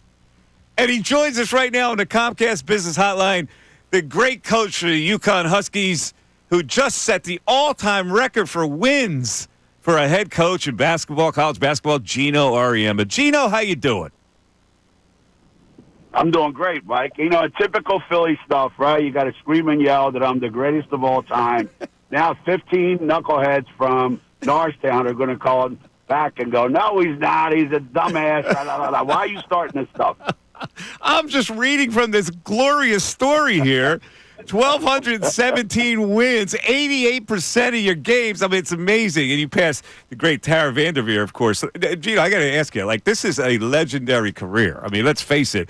You were the standard, and you still remain the standard for this sport for a really long time. How do you feel about that? How do you feel about the launching point that got you all the way to this point? I don't know how to feel, to be honest with you, Mike. I mean, it just kind of creeps up on you after a while. You just keep doing the same thing every day. You know, I woke up Thursday morning and I didn't feel any different. You know, it's not like anything changed or my life all of a sudden, you know, there was a glow. It just kind of, it happened. And don't get me wrong, I'm thrilled that it happened. And I'm thrilled for all the people that made it happen because, you know, there's some people that were celebrating at the game that played for me years and years ago that people forget that they had a piece of this. So I'm thrilled for all the people that touched it because they get a chance to own it.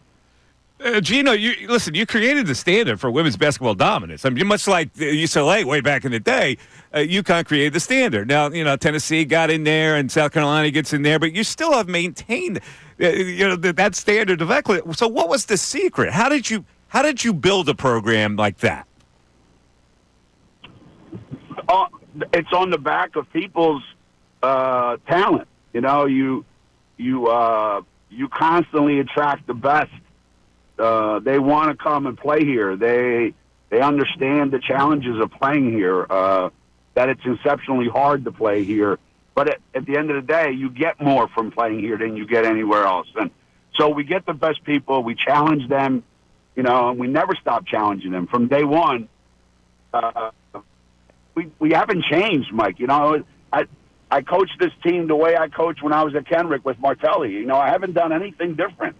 It's just been the same every single day, and I guess that consistency is evident, you know, in all the players and everything that we've done. Yeah, but you obviously when the ball's rolling, it's easier to attract those type of players. But you had to start somewhere, and I'm just curious what your blueprint was to attract the early players to build the program. Like, what did you have some list of things that you wanted that you thought were the best thing to do as a head coach? No, you know, I heard something really good recently, and it was this. It's like when an opportunity comes, you know, you're ready for the opportunity, but you're not ready for the actual job. So I didn't know what was going on. That was the first time I was a head coach in my life. So I kind of went back to my roots, and I said, okay, we can't get the best players. We have nothing to offer.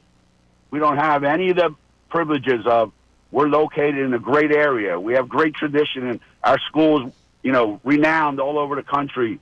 Our facilities we had none of that. We were recruiting kids from high schools whose schools and the facilities were better than where they were going to come. So all we did was just offer them, hey, listen, take a chance. Take a chance, come play here, and see what happens. And I'll tell you what turned it around for us, really.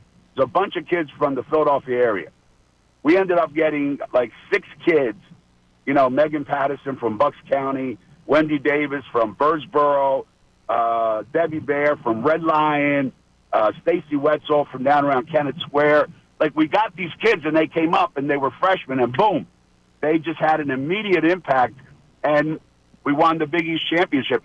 And that allowed us then to go to the Final Four, and even though we lost, we felt like if we could start recruiting better players, then we have a chance to be really, really good. And and then Rebecca Lobo came, and that's exactly what happened. Yeah, so you charmed those Philly kids with your Philly accent. That's why they came in the first place, right? Oh, hell yeah. They thought, like, they come up there. Now, don't get me wrong. They weren't exactly the kind of Philly kids that walk around like they own the place. I mean, nobody from Birdsboro or Red Line's walking around like I own the place. I mean, let's not get carried away. I hear you. Your career is fascinating to me. Bishop McDevitt High School, and you start your coaching career there. And then St. Joe's as a women's assistant, and then Kendrick with Martelli, and that's where I first met you. You guys had an amazing chemistry together, and then you go to Virginia, and I guess that was your big break, right? Yeah. I'd never been out of Philly. I'd never been on a plane. I didn't know where the hell I was going or what I was doing. So, and I thought the world began and ended. At the Delaware River and the Schuylkill River and nothing else. So when I left and I got to Virginia, a whole new world opened up of not just basketball, but of what was possible out there. What existed out there, and I really learned probably more in those 4 years about how to build a program, how to run a program, how to how to manage all the things that go into, because it was a big school, it was a big job, and and the people that were down there at the time, Terry Holland and Dave Odom and Craig Littlepage and Larinaga, and these guys were like unbelievably good. Seth Greenberg was there too, but we can't count him. Yeah. So it was unbelievable. So was Dawn Staley there when you were there or not? No, she was too young. Okay, she was still in high school at the time. Yeah, she missed it. Okay. Yeah. All right, so let's talk about the Italy part, because I love the story. You come here when you're 7 with your family, and you're from a region. Yeah. How about this? 63 years ago today. Wow. November 22nd, 1961. You arrive in America. Yes. All right, so where is Montella? You're from Montella. Where is that?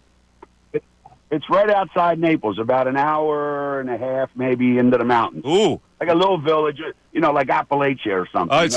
So you didn't hang out in Naples with your parents kept you away from downtown Naples. So you teach yourself English? Well, I went to school. And, there was a elementary school right across the street from where I lived in Norristown on Buttonwood Street, and I would go there and play with whoever was there. And I'll tell you where I think I learned it, Mike. When I went to school, it was second grade in November, and I walked in, and my aunt took me there, and I didn't speak a word of English. And the teacher said to my aunt, she said, "Listen, tell him that in June, all the really smart kids go to third grade and all the dumb ones stay back and do second grade all over again." And I'm like, damn. And I'm like, what am I going to do? Go home and ask my mother and father? Neither of them could read or write.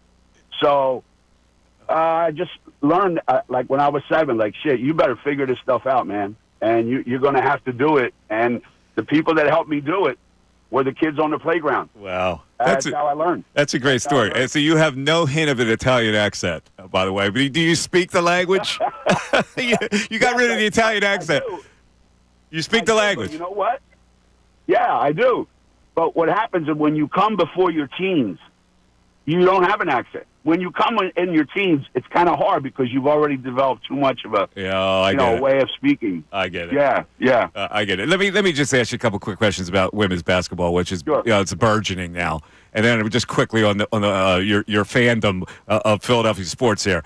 Women's basketball has shot through the roof now, especially now with the WNBA and the Stars. And there was this conversation last year about whether you had the better player, Paige, or whether Caitlin Clark was the better player. And I know that was probably you wanted to kind of stay out of that. But when you saw the Caitlin Clark thing going to the WNBA and the doubters and all that, and how hard it was for her to, what was your opinion of that? Well, during the season, those two are completely different kids, and they actually played together on a USA basketball thing. And when they were both freshmen, Paige was the National Player of the Year. People forget that. Paige won every award as a freshman when both her and Caitlin were freshmen. And then, Paige got hurt, and she's not in the limelight anymore. And to her credit, Caitlin just starts doing crazy Pete Maravich stuff, and everybody was fascinated by it, including me. Like, the kid was doing, somebody asked me, what's she like? I said, Pete Maravich. I said, nobody's done that. The things that she does, from where she does them, all that stuff. And then when she went to the league, somebody asked me, and I said, look, she's on the wrong team. And everybody goes, oh, blah, blah, blah, blah. I said, they need her to do too much. So she's not going to look good. And they're going to try to beat her up because that's what they do to rookies. But I said, eventually, when she figures it out, she's going to be amazing because she's got an elite skill set. And that's exactly what happened. Yeah, and I'm not surprised by it. It's amazing how many dollars there were for her for whatever reason. I don't know whether it's sociological or whatever. But you're right. She has kind of bursted through that. All right, the Eagles have a big game Sunday, Geno. I know you're a big Eagle fan. You're a big Birds fan, big Phillies fan, just like Martelli. You two are nuts about the Phillies. So talk to me about the Eagles and what you're seeing. Well, in the beginning, I didn't like what I was seeing the first couple games. I was like, Jesus, this is like a carryover from last year. But, maybe that's better than the way they've done in the past, to run out to 10-1 or whatever. So they started building this thing slowly, and it was really fun to watch. And the defense kept getting better and better, and, they got healthy. And I'll tell you, you can't dismiss the adding Saquon Barkley just changes the whole thing. And, I mean, he wasn't the only one either the other night. I mean, they were great. But I just think that's a dimension that very few teams – I mean, he's like a Christian McCaffrey kind of guy, right? I mean, holy moly. So now you add that to the receivers they have, and as I said, the defense is getting better. Jalen Hurts, he learned right away in the NFL. When you're good, they put you in the Hall of Fame, and then you have 2 bad games, and they want you out of the city. Let's say, welcome to Philly, man. That's the way it works down over there, right? It does. He's a stoic guy. He's a stoic guy. Well, Geno, he's Penn State bred. Come on, he's Penn State bred. Of course, he's a stoic guy. He's no, I'm talking about Hurts. Hurts. I thought you were talking about. Oh, okay. No, Hurts is they had him in the Hall of Fame when he went to the Super Bowl, and now they wanted to throw him out of town. He's a stoic guy, and I hope somewhere in his football mentality, he's a little bit of a prick. Excuse my language. Somewhere where he just gets pissed off, but he doesn't show it. But I think there's some of that, and I can't wait for that to come out because I think they have a chance to be pretty special. That is awesome. That is so Philly, what you just called him. Jesus God. All right, so I got to ask you about the head football coach because we go back and forth here. My partner Bill here is a Serriani worshiper.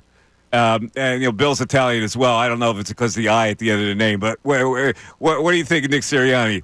As a coach, when you look at him, what kind of a coach do you see? Well, same thing, right?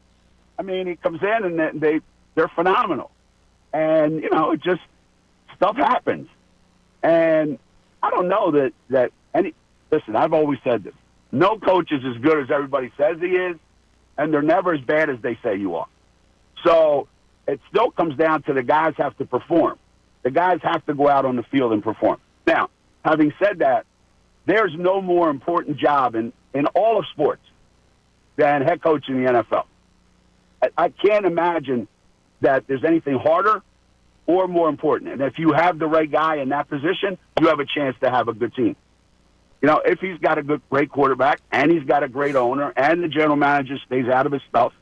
So there's a lot going on, but at the end of the day, he's got to win, just like we all do. Yeah, and I think they got a chance. And if he wins, he's a young guy. He is. Go ahead. If he wins, he can engage with the fans like he did a few games ago when he was losing, and it didn't come off very well here. Yeah. I know you saw that because you've engaged with some fans every now and then, haven't you? Yeah, fans are a pain in the ass, man. There's only so much you can take. After a while, you got to let loose. You got to stand up for yourself. All right. So listen, are you still? Yo, Mike. What? You know this. That fans are brutal. But we need them. That's what makes the game. Oh, yeah. You know, you can't just jump up and down. You can't just jump up and down and go, they love me, you know, and you want to bathe in all the glory. You got to put up with the crap that comes when they don't like it. Oh, I hear you. Hey, will we still see you? Do we still see you at the Jersey Shore? Oh, yeah. All right. I know you're a Jersey Shore guy. You're going to coach in the WNBA. I said only if they move a team to Avalon. Oh, well, speaking of that, you know, listen, you're making some pretty good cheese at UConn, but the men's coaches now are making like $9 million. Yeah, I know. But, you know, that's just they keep talking about market rate, you know. That's all right. You know, hey, he deserves it. That son of a gun's the best coach in America, man. He deserves everything he gets. Trust me. All right, so your career will never go to men's basketball. So I'll ask you, how long you got left with this? Not long. You know, it's way different than it used to be. I think all the things that we valued, why we got into this job in the first place, what was important. Don't get me wrong. I love the fact that the kids are getting paid. I don't love the way it's going about it, but I love the fact that they can capitalize on all this stuff. But like anything else, there's going to be a huge transition period before it settles. And I don't know if I have enough time for when it settles, but I'm going to keep doing what I'm doing until I get up one morning and go, I can't do this anymore, you know? And then whenever that is. But it's sooner rather than later. Don't get me wrong. That's a good attitude. Geno, it's been a pleasure to talk, and I'll say it again here. I'm reading it directly from the story. Auriemma at 70 is arguably the greatest basketball coach to ever live. I'm gonna start a podcast when I stop coaching, and I'm gonna list and I'm gonna critique all the radio guys and what they say. Oh no! Don't do that. And then I'm gonna bring on every coach that ever lived and have them say what they need to say about the media. About the media. All right. I'll be dead by then. But Geno, thank you, man. Continued luck with you. Monday's your next game, right? So best of luck. Thanks, man. I appreciate it, Mike. All right, there he is, the great Geno Auriemma. Philly, man, he is Philly true and true, isn't he? If you didn't know he was from Philadelphia before that interview, you certainly do now. Yes, he's hysterical. I love it. He's just still raw. He's been in Stores, Connecticut for how many years? Yeah. You still got Norristown coming out of him. Yeah, no, you can't. 85? The old cliche. He's not never changed. No. He's got the Philly in him. He's been in Connecticut longer.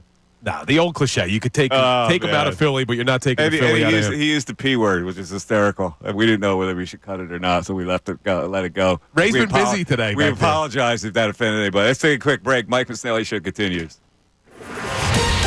Fanatic Sports Update. Eagles-Rams on Sunday night. I'm Ray Dunn. This update is brought to you by Allstate. Some people just know you can save money on car insurance by checking Allstate first. So what are you waiting for? Check Allstate first. For a quote today, you're in good hands with Allstate. The 8-2 Eagles head to LA for a primetime matchup with the 5-5 Rams. The Birds have won 3 matchups in LA since the Rams been back out there, and the Eagles have won 7 of their last 8 against the Rams. Notably, wide receiver Devontae Smith did not practice for a second straight day on Thursday.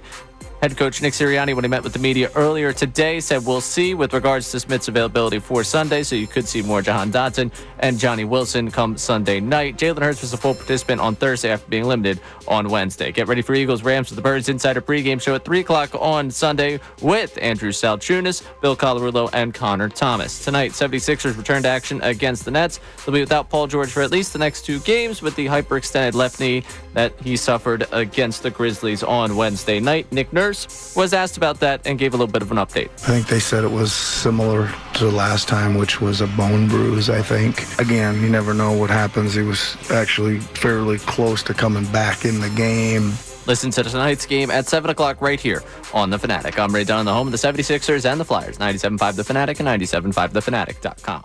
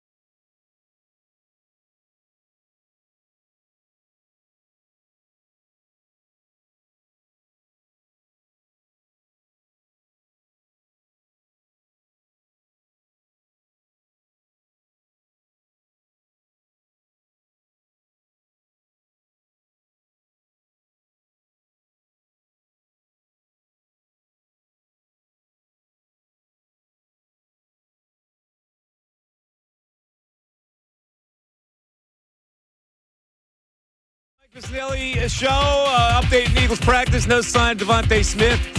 That probably means he's not playing. Well, can I tell you? That hamstring, man. And there was video of him limping off the field last week against the Commanders. So I don't like this, Bill. I don't like it. You don't like this game. I don't like it. I guess so. I got a bad feeling about this game. I don't know why. I'm not worried about it. All right. In any event, it is time now for our fearless football selections, Bill. That's right. We give you 3 picks. We no longer have our prognosticator here, so it is pure us. So I give you 3 picks. You can take your pick on what the play of the week is. Or you're coming off a good week, Mike. Yeah. You're 18 and 15 this season. I'll zero in on my lock of the week. I'm going to make it. I'm going to make it a college game. But go ahead. You go first. All right, here we go. I was 1-2 last week, but 24-9 on the season. I'll take it. We're starting off in Seattle. Seattle's coming off a big win against the San Francisco 49ers, taking on the Arizona Cardinals. Cardinals have won 4 straight. I'm not buying it. I'm taking the Seahawks plus 1.5 in Seattle. I think they win outright, but I'll take the points. Next up, Kansas City. 10.5-point favorites in Carolina, who've actually won 2 in a row. But the Chiefs are coming off their first loss of the year. I got the Chiefs covering the 10.5. I think they blow out the Carolina Panthers. And then you ready for my lock of the week? Your lock of the week. Here it is. Of course, the lock of the week, Bill, is brought to us by McCausland Lock Services. For up to 50% off car keys and remotes, go to where the dealers go. McCausland Lock Services. All right, what's the lock of the week? The New York Giants have announced to the world, and more importantly, their team, that they're waving the white flag on the season by benching Daniel Jones and now releasing him. And not going with their backup quarterback, Drew Lock, going to their third stringer, Tommy Cutlets, because they're ready to tank for the rest of the season. I don't think the Giants show up in New York. The Tampa Bay Bucks in town, 5.5-point favorites. I think they cover that easily. Lock of the week, All Bucks. right, that's your lock of the week. The Bucks. You go with the Cardinals? No, I'm going with the Seahawks. Oh, I'm sorry. The Seahawks are doing what? They're going to beat the Cardinals. What's the number? Plus 1.5 for the Seahawks. Seahawks plus 1.5. You got it outright. KC minus 10.5. Tampa Bay minus 5.5. All right, here are my selections. I'll start with a college game. The Crimson Tide of Alabama. They're at Oklahoma. This line is going from -2 in Bama's favor to -13.5. So I see a butt whooping for the Sooners with Bama laying the wood on them. I'll take that one. I'll go my pro game, the Texans -7.5 versus the lousy Titans. I think that's an easy dub for me. And my lock of the week, presented by McCausland Lock Services, of course. Oh, my. Last week I hit a big winner with the Kansas Jayhawks outright over BYU. So here's the come-down week.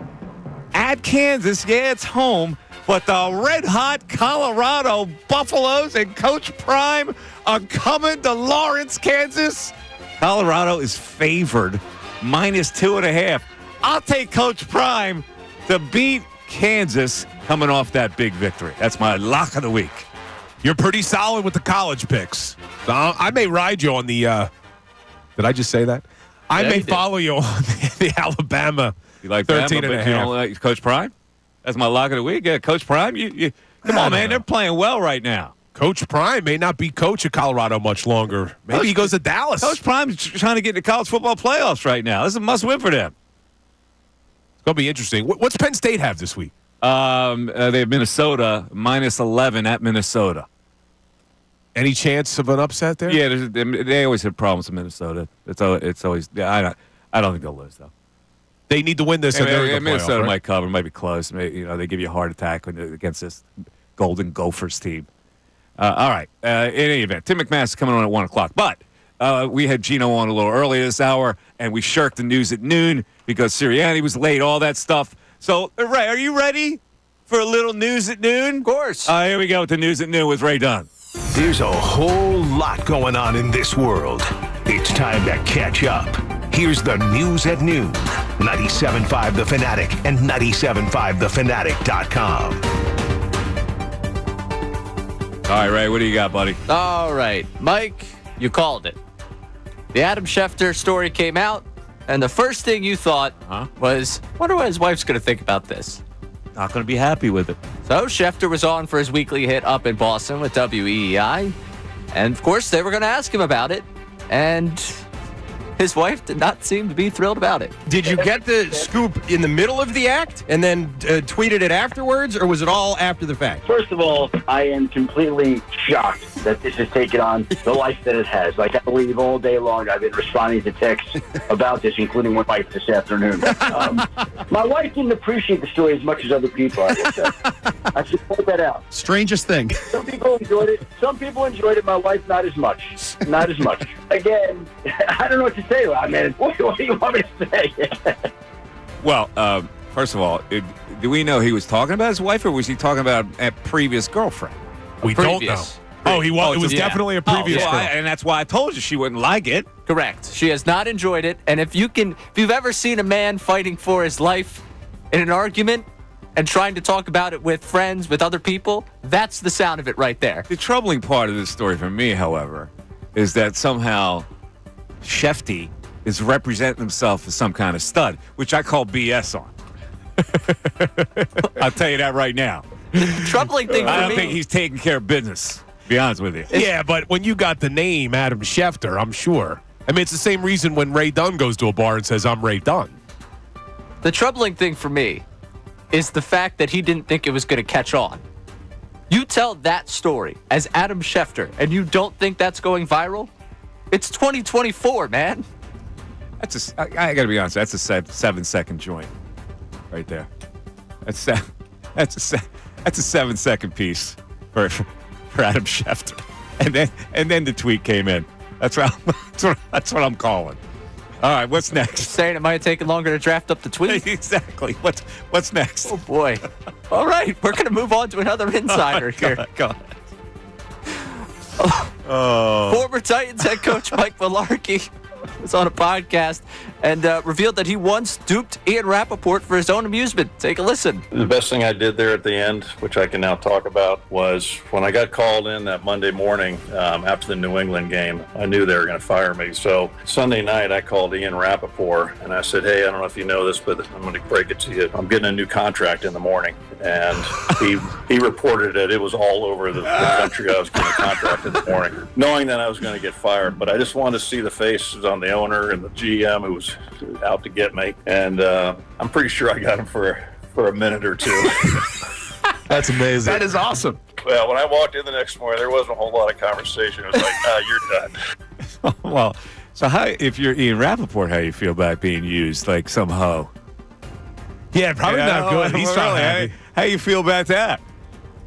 Yeah, he made Rap Sheet look bad with misinformation. He's Rappaport like Stormy Daniels. Well, man. I'm surprised he has admitted this now. What's next, Ray? Good God.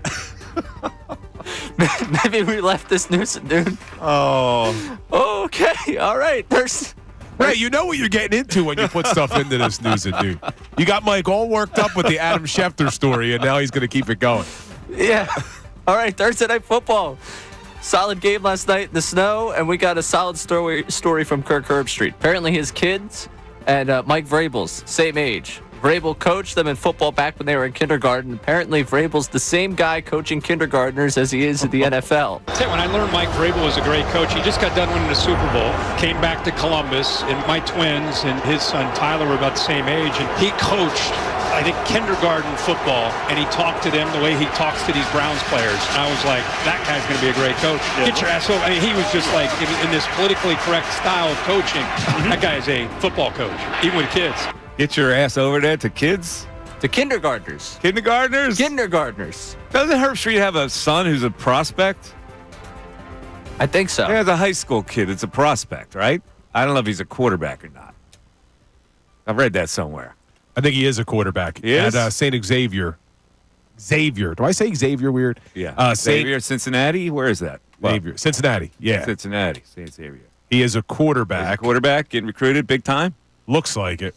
Probably better than Herbstreit. He couldn't throw from here to there. They ran the football constantly when he was the quarterback at Ohio State. 6'2", 190. That's good size. Yeah. It's really good size. All right, that's the news at noon for today.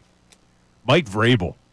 A lot of fans wanted the Eagles to move on from Sirianni and hire Vrabel. Because they wanted a tough guy coach. They wanted you see you don't like that species, do you? You don't like the tough guy coach. You don't like Dan Campbell. There must have been a hard ass in your life that turned you away from that kind of coach. You like a more cerebral coach? It's not bad. I mean, look, I don't think Sirianni is a cerebral coach. Yeah, that's right. Right. Goes cerebral. Dog mentality. Core values. We all fertilize. Cerebral. I just think, no, the difference is, and I'm sure Dan Campbell, I remember when he played in the NFL, I'm sure he's legitimately a tough guy. But the way he talks, it's just so over the top. And he rubbed me the wrong way with the biting off the kneecaps. And it's just, come on, man. And I said this before about, I don't remember who we were talking about, when a lion doesn't have to tell you they're a lion. Like Dan Campbell, you don't have to, if you're a tough guy, you don't have to tell us how tough you are. That's how I look at him. All right. We all know he's a lion. He is coaches. That's a good point, Ray. That's a good one there. You know, I always thought when I looked at that style, I said that might temporarily work, but it usually wears out. But I got to be honest with you, he's built a pretty good, solid program there. Yeah, but you got to look at, is he going to be able to win when both of his coordinators get head coaching jobs? Well, because Ben Johnson and Aaron Glenn are probably getting head coaching jobs. I mean, I don't know if that's the conversation right now. Like, we're gonna worry about when his coordinators leave, whether he's any good. Like right now, I'm not buying it. Well, right now, he's doing a pretty good job. I'm not buying it. The issue is going to be, can the Eagles get past Dan Campbell this year? I tell you what, you don't crack, man. You got no flex to you at all. When you like somebody, it's like, forget about it. You're never going to give it up. Here, the Lions are the best team in football, according to a lot of people, and you're still going, nah. Well, we'll see. You got to give it up at this point, don't you? In the biggest game he's ever coached, he lost the game for his team. That's not. And until he shows otherwise. All right. It's 2024, though, Bill. Flip the calendar. It is 2024. 610-622-0975. Guess who's coming up, though? Tim McManus covering the Eagles for ESPN.com. We'll preview this big game on Sunday night, which I have a bad feeling for. Back after this. Fanatic Sports Update. Eagles-Rams on Sunday night. I'm Ray Dunn. This update is brought to you by Allstate. Some people just know you can save money on car insurance by checking Allstate first. So what are you waiting for? Check Allstate first. For a quote today, you're in good hands with Allstate. 8-2 Eagles head to LA for a primetime matchup with the 5-5 Rams. Birds have won the last 3 matchups in LA since the Rams moved back out there. Eagles won 7 of the last 8 against the Rams. Now getting to the game this weekend, we have to let you know wide receiver Devontae Smith not cited out at practice while it was open to the media. Did not practice the last 2 days with a hamstring injury. We'll keep you updated. We're talking to Tim McManus coming up in the next segment about any availability concerns for him coming Sunday Night Football. It does not look good for him right now. And you can get ready for the Eagles-Rams game on Sunday with the Birds Insider pregame show starting at 3 o'clock right here on The Fanatic with Andrew Salciunas, Bill Colarulo, and Connor Thomas. Tonight, 76ers return to action against the Nets. They'll be without Paul George for at least the next 2 games due to his knee being hyperextended again in that game against the Grizzlies on Wednesday night. Nick Nurse offered an update on that. I think they said it was similar to the last time, which was a bone bruise, I think. Again, you never know what happens. He was actually fairly close to coming back in the game.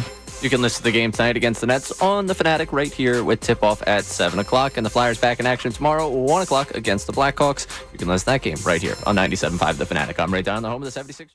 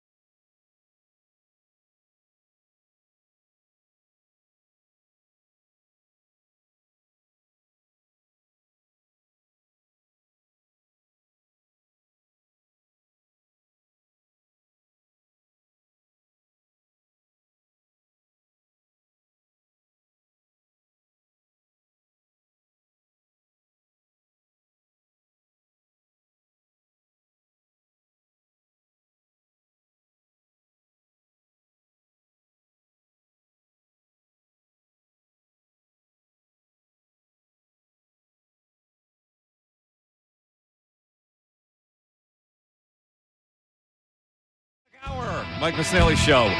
Football Friday. Yep. 1 o'clock hour brought to you by Ferguson HVAC. Lion Conklin, attention HVAC contractors for equipment, parts, supplies for every heating and cooling job. Visit one of Ferguson's counter locations, Ben Salem, King of Prussia, Pennsauken, or Westchester. All right, let's get into the details here. The Eagles on a Sunday night game at Los Angeles, and the man who covers the Birds for ESPN.com joins us on the Comcast Business Hotline. He's the great Tim McManus. Hello, Timmy.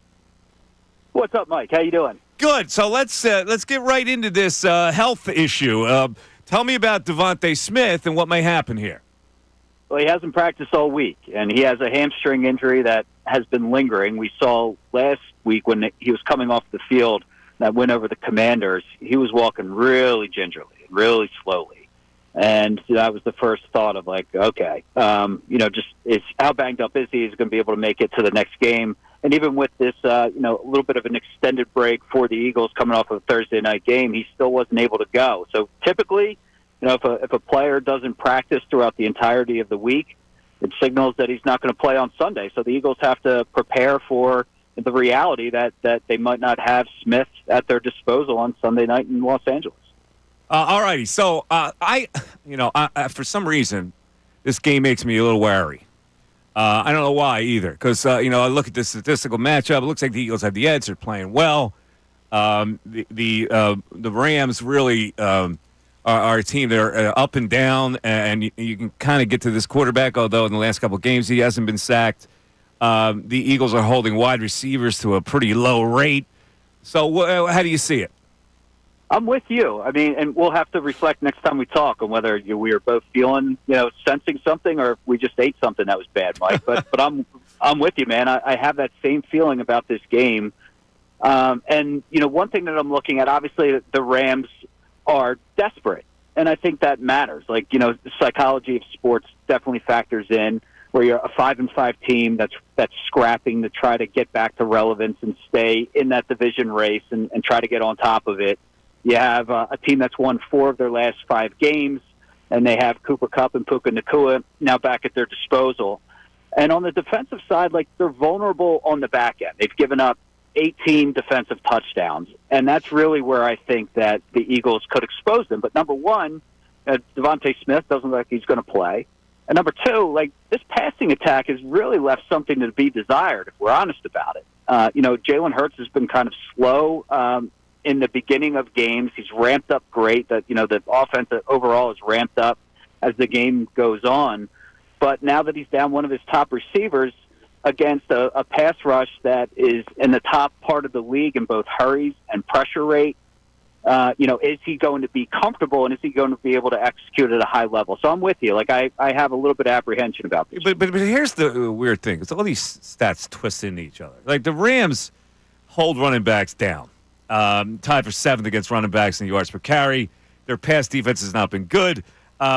They do pass rush. The 41.9% pressure rate is first in the league, and Hurts is really good against pressure. So, on one hand, you look at it and go, okay, they may have to pass because the Rams are good against the run, and if they pass, they're going to have to pass against a good pass rush. But he's been pretty good with pressure. Yeah, and I'm speaking with Lane Johnson in the locker room this week. The sense that he has is that teams are really going to start loading up against the run. And that's to be expected. They're already starting to do that a little bit, and Eagles have still found ways, but his expectation is that it's going to just keep increasing to slow down what's been obviously the best part of the Eagles' offense to this part, and Saquon Barkley, over 1,300 scrimmage yards. It's been dynamite. Everybody knows it. So that's going to put the onus on Hurts. And it's going to put the onus on that passing game.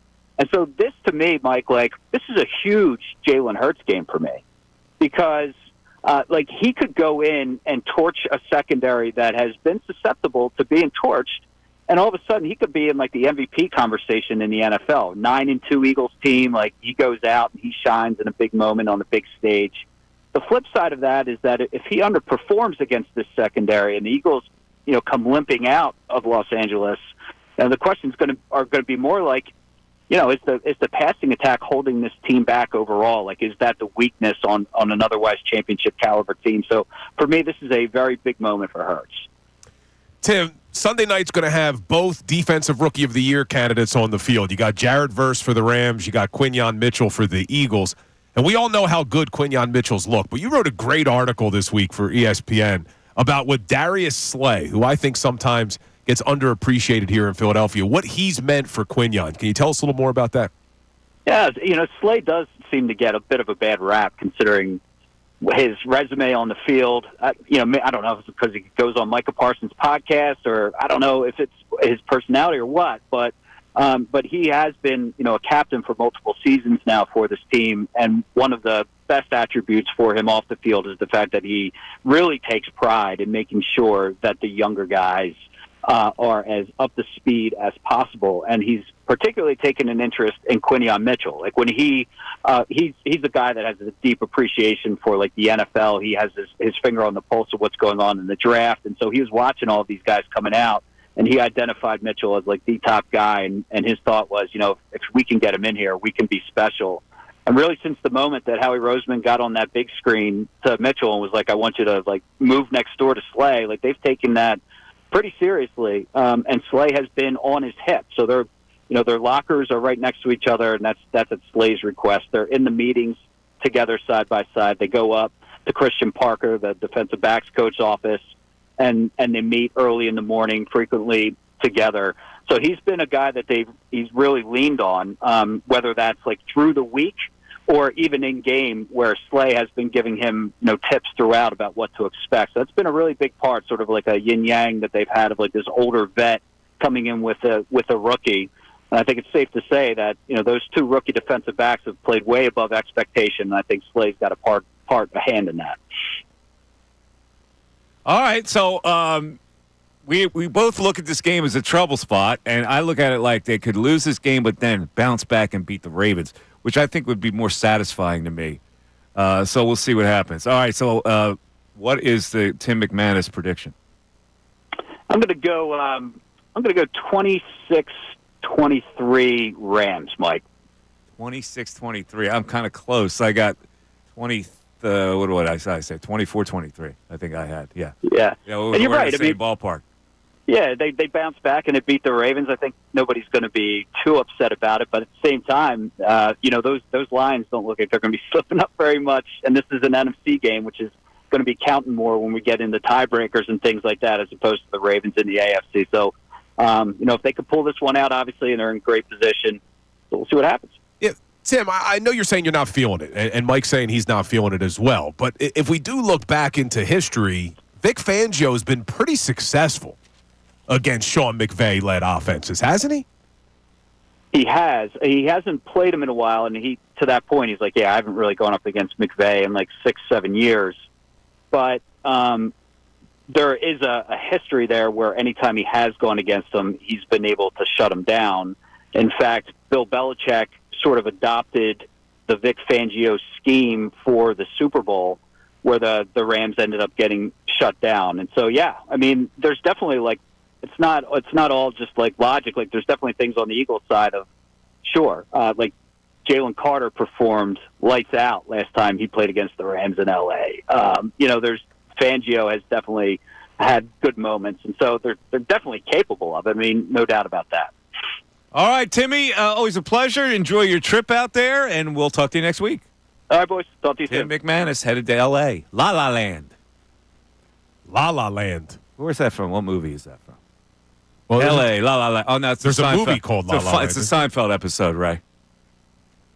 L.A. La La Land when Kramer goes there. Oh, yeah. That. I'm headed to code. L.A. La La Land. Yeah, I wouldn't know it. All right, man. Oh, yeah. I can finally relate to some of the pop culture here. Let me have this. Weirdo Bill has never watched an episode of Seinfeld. That arc of him in L.A. is an elite tier of their episodes. I loved that. Like when that they were in the cop car? Yes.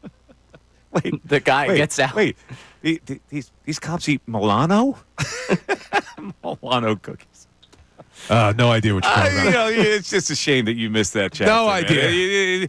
It's really given us a great introspective into your lack of humor. Yeah. Seinfeld. No, Seinfeld. What I do know is the reference Tim McManus made, which was how Bill Belichick adopted Vic Fangio's defensive scheme to beat the Rams in the Super Bowl in 2018. Right into Mike, give him credit. It wasn't back to Sirianni. right into the football. But if you go back forget to about it. The conversation in Bill's mind about Seinfeld is over. It's and over. Done. It's over. But if you go back to that season, the 2018 season, that Rams offense looked unstoppable. Suppose I don't want to go back to that season. Well, You're I'm going to make going to. me? I am. You're going to make me go back to that season? I am, because that Rams offense looked unstoppable. They were coming off of a game where they scored 54 points against the Kansas City Chiefs, and then 2 weeks later, Vic Fangio held them to 6 points as the defensive coordinator for the Chicago Bears, and then New England adopted it and held them to 3 in the Super Bowl. I'm telling you, Mike, you may have a bad feeling about this game. Vic Fangio is going to shut down that Sean McVay offense. Well, we'll see. Mike Missanelli Show continues. Kincade and Salciunas.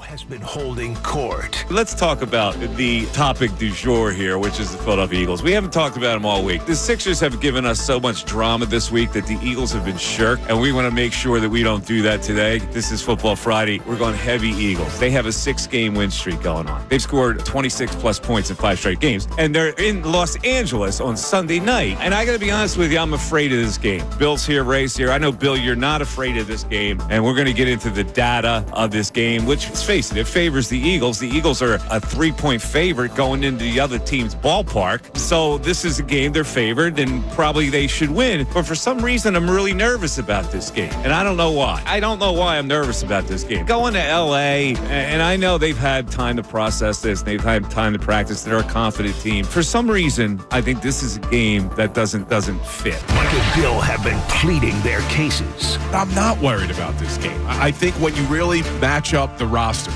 the Eagles are the better football team. The Eagles have an ability to run the football on anyone. And although the Rams have been better against the run in recent weeks, they still haven't been great, and they haven't played someone of the caliber of Saquon Barkley behind that offensive line that the Eagles have. And you look at the other side of it, Mike. Vic Fangio, in his career, has been very successful against Sean McVay's offenses. So I expect Vic Fangio to do something to slow down this Sean McVay offense. And I know you're worried about them having to go to L.A., but let's face it, the Rams SoFi Stadium is not a tough place to play. It's not as if the L.A. crowd is going to load it up and it's going to be loud. It's probably going to be a lot of Eagles fans there. I'm not afraid of the Los Angeles Rams. Maybe I'm being naive, but I'm just not afraid of them with the way this Eagles team has been playing, the way this Eagles roster looks on both sides of the football. I think the Eagles win this game.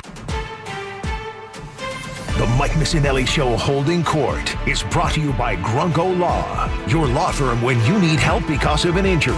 We treat every case like it's Dallas Week. Pray for peace, prepare for trial. Now back to Mike Missanelli on 97.5 The Fanatic and 97.5thefanatic.com. All righty, it's 1:18 on the Mike Missanelli Show on a Football Friday as we come flying down the home stretch.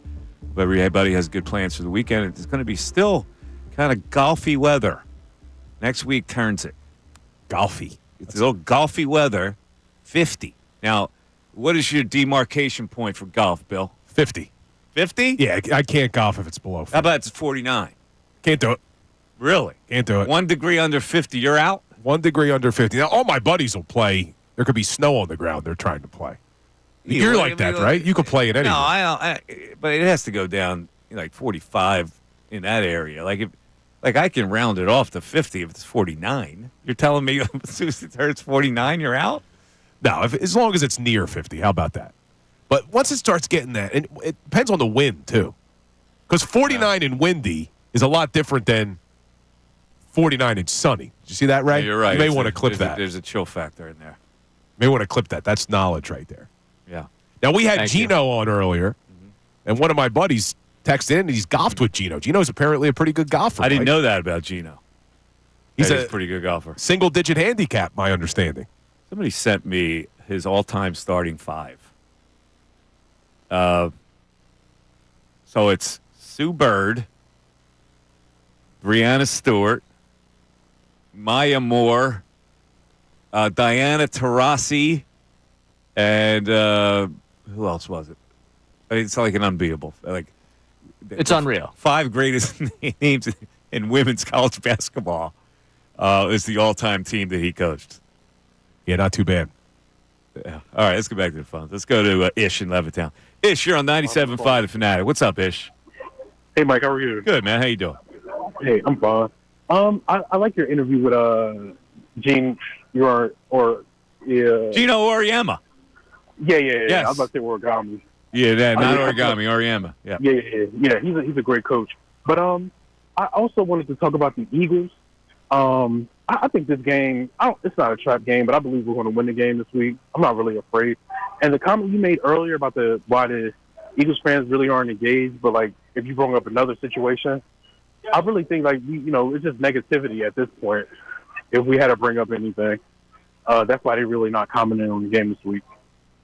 Well, I think that you know this audience. When things are going swimmingly, there's really nothing to conversation. There's not a conversation to say anything, right? That's the way it usually works. And as soon as they lose, the conversation, because everybody wants to be the armchair coach or the armchair analyst. And that's what makes Sports Talk Radio great. When things are rolling, there's really nothing to say. And I have a question. Yeah. So the Phillies. Yeah, I don't know if we could talk about them real quick.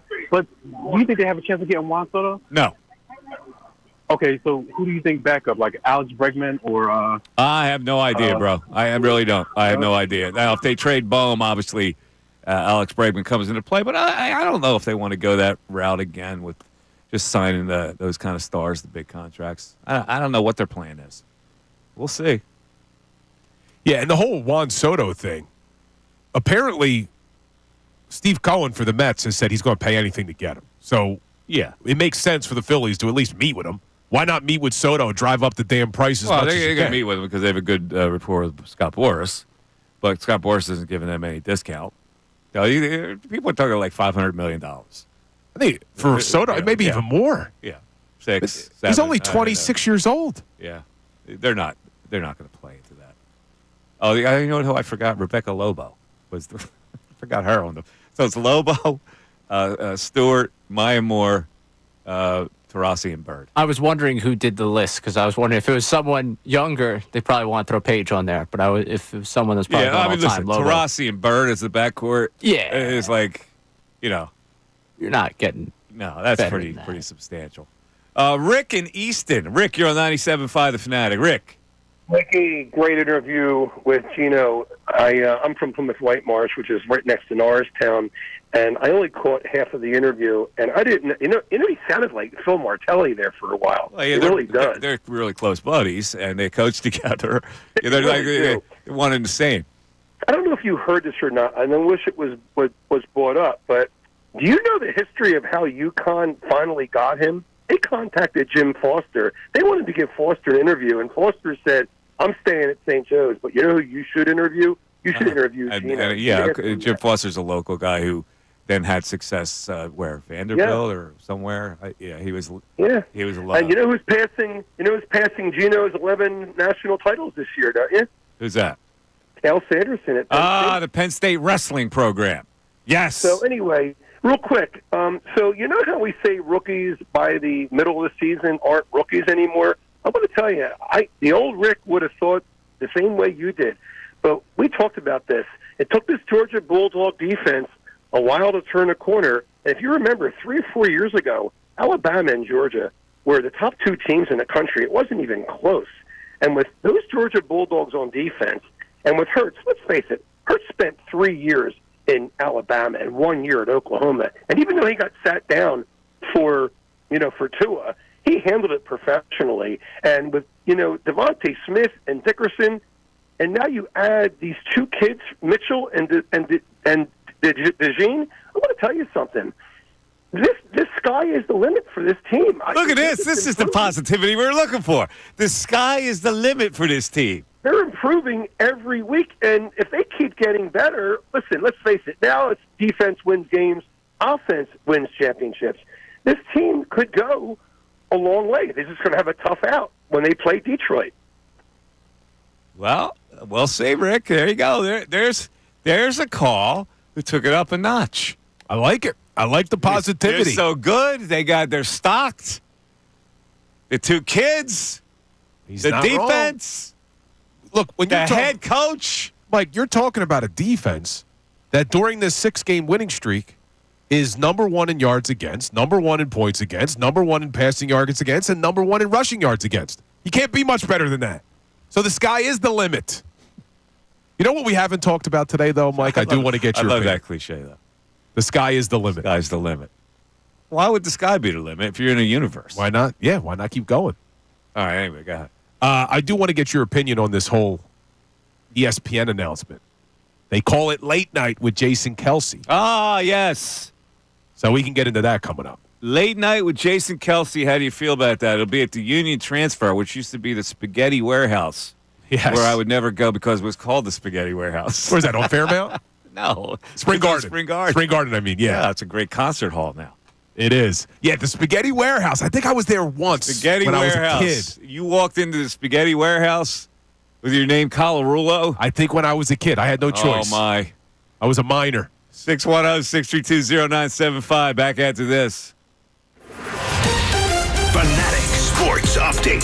Devontae, not at practice. I'm Ray Dunn. This update is brought to you by Allstate. Some people just know you could save money on car insurance by checking Allstate first. So what are you waiting for? Check Allstate first for a quote today. You're in good hands with Allstate. Devontae Smith, once again, not cited at practice, at least when it was open to the media today. He has not practiced the last 2 days. Tim McManus of ESPN joined us earlier in the show, and well, it's not trending great for the wide receiver. And even with this little bit of an extended break for the Eagles coming off of a Thursday night game, he still wasn't able to go. So typically, if a player doesn't practice throughout the entirety of the week, it signals that he's not going to play on Sunday. So the Eagles have to prepare for the reality that they might not have Smith at their disposal on Sunday night in Los Angeles. Well, Sunday night in Los Angeles, the Eagles take on a 5-5 Rams team battling in the NFC West. Birds have won the last 3 matchups in LA since the Rams moved back out there. Eagles have won 7 of the last 8 against the Rams. As I told you, Devontae Smith, his status is in jeopardy. Jalen Hurts, however, a full participant on Thursday after being limited because of his ankle on Wednesday. You can get ready for the Eagles-Rams game with the Birds Insider pregame show at 3 o'clock on Sunday with Andrew Salciunas, Bill Colarulo, and Connor Thomas. Tonight, 76ers return to action against the Nets. They'll be without Paul George for at least the next 2 games after he hyperextended his left knee once again on Wednesday night. You can listen to that 76ers Nets game right here on The Fanatic with tip-off at 7 o'clock, and tomorrow at 1 o'clock, Flyers, Blackhawks right here on The Fanatic. I'm Ray Dunn, the home of the 76ers and the Flyers, 97.5 The Fanatic and 97.5thefanatic.com.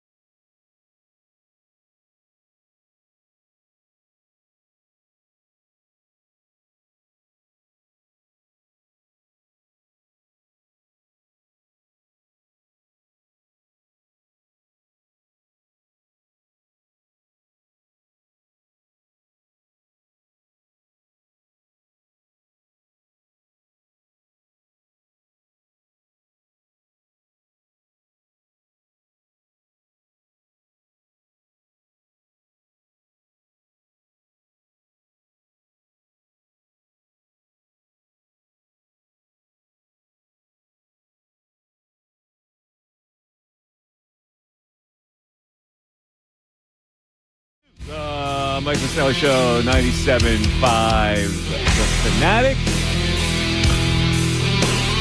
It's coming down the home stretch here. Eagles and Rams. Very nice. Sunday Night Football, not crazy about it. No? Nah, I like, what's your my ideal? afternoon football. You a 1 o'clock or a 4 o'clock guy? I'm a 1 o'clock guy. Here's the beautiful part about Sunday Night Football, though. You get to sit on your couch and watch Red Zone for 7 hours before you have to worry about the Eagles game. Then you get that little break in between. I kind of like Sunday Night Football. I'm not a huge fan of Monday night. I don't like waiting until Monday. But Sunday, get my Red Zone in. Now, you're going to have to put your Red Zone on mute because at 3 o'clock, you're going to put on 97.5 The Fanatic for the Birds Insider pregame show with me, Connor, and Andrew Salciunas. There you go. So put your Red Zone on mute. Listen to us pregame. You get paid for this one? You do. I'm happy that you do. At least you get some pay. Michael. Yeah. Oh, man. All right, hold on. Before we go down that road, okay. The Jason Kelce thing. I said it to you before the break. Yes. What do you think? You think this is going to be a good show? So it's going to be called, they call it late night, but it's going to air at 1 a.m. So if you don't like a late football game, you're not going to be staying up late for this. 1 a.m. on Saturday nights or Saturday mornings. So it's 1 hour long program that runs 1 a.m. on Friday night that rolls into Saturday. So when you come in from Friday happy hour and you spend the night after happy hour and you roll in and you're not ready to go to bed, you got that 1 o'clock situation. Yeah. This is for the Friday happy hour people who extend the happy hour. You know what this is? Evening. You know what I think it is? I said this to Ray before the show. I don't even think ESPN cares about you watching this at 1 a.m. They're hoping to get viral clips from this. Yeah. And then they're going to post it on social media because that's really who's going to be up at 1 a.m. How could you have that? Even all these late night shows aren't at 1 a.m., right? So here's what ESPN said. The quote, new personality-driven 1 hour program will take its inspiration from traditional late-night television, emphasizing a comedic approach throughout all 5 scheduled episodes, only 5 scheduled episodes, which run in conjunction with the NFL regular season and the playoffs. So they're not turning him into Johnny Carson. This is just a specialized 1 hour show. But you brought up a good point off air. If the plan is for him to have all these guests, all these celebrity guests, are they coming into Philly? Oh, that's right. Who's coming to Philly? They're coming to my neighborhood. This isn't like New York. And I said, well, maybe it'll be more of like video conferences that he's doing, but that doesn't really make sense in front of a live studio audience. That'll be interesting. It's going to be interesting. So he's going to have like remote guests and a live studio audience with a remote guest. It's going to be awkward. You know, unless you're sitting there like Carson and Ed McMahon. You know? And you have the guest there sitting down next to you. That would be the most fun you could have. Is he going to have a sidekick? Yeah, I was going to ask. Is he going to have a sidekick? I could be. Yeah, if you're interested. Call Jason. I'm interested. I'll be the sidekick. Okay, yeah. I'll call him. I'll be the quippy sidekick. Now, there's other Jason Kelce news here.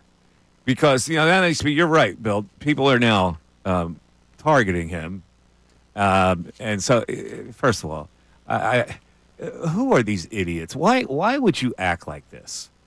You're asking for an autograph. He apparently doesn't sign autographs when he's on his way somewhere.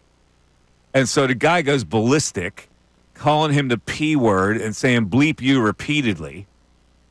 And this was as Jason was leaving an appearance on Jimmy Kimmel Live. So there are groupies out there, autograph seekers that wait for the celebrities, I guess, to leave the studio. And he bypassed them all and headed for his car. And that signature hunter snapped. You ain't nobody special. You're some S-bag F-bleeping guy that thinks he's on some pedestal. So now the shouting is so relentless that Kelce gets out of his car to explain himself and winds up giving the guy an autograph. Yeah, he actually exits the enclosed fenced area to go meet these people.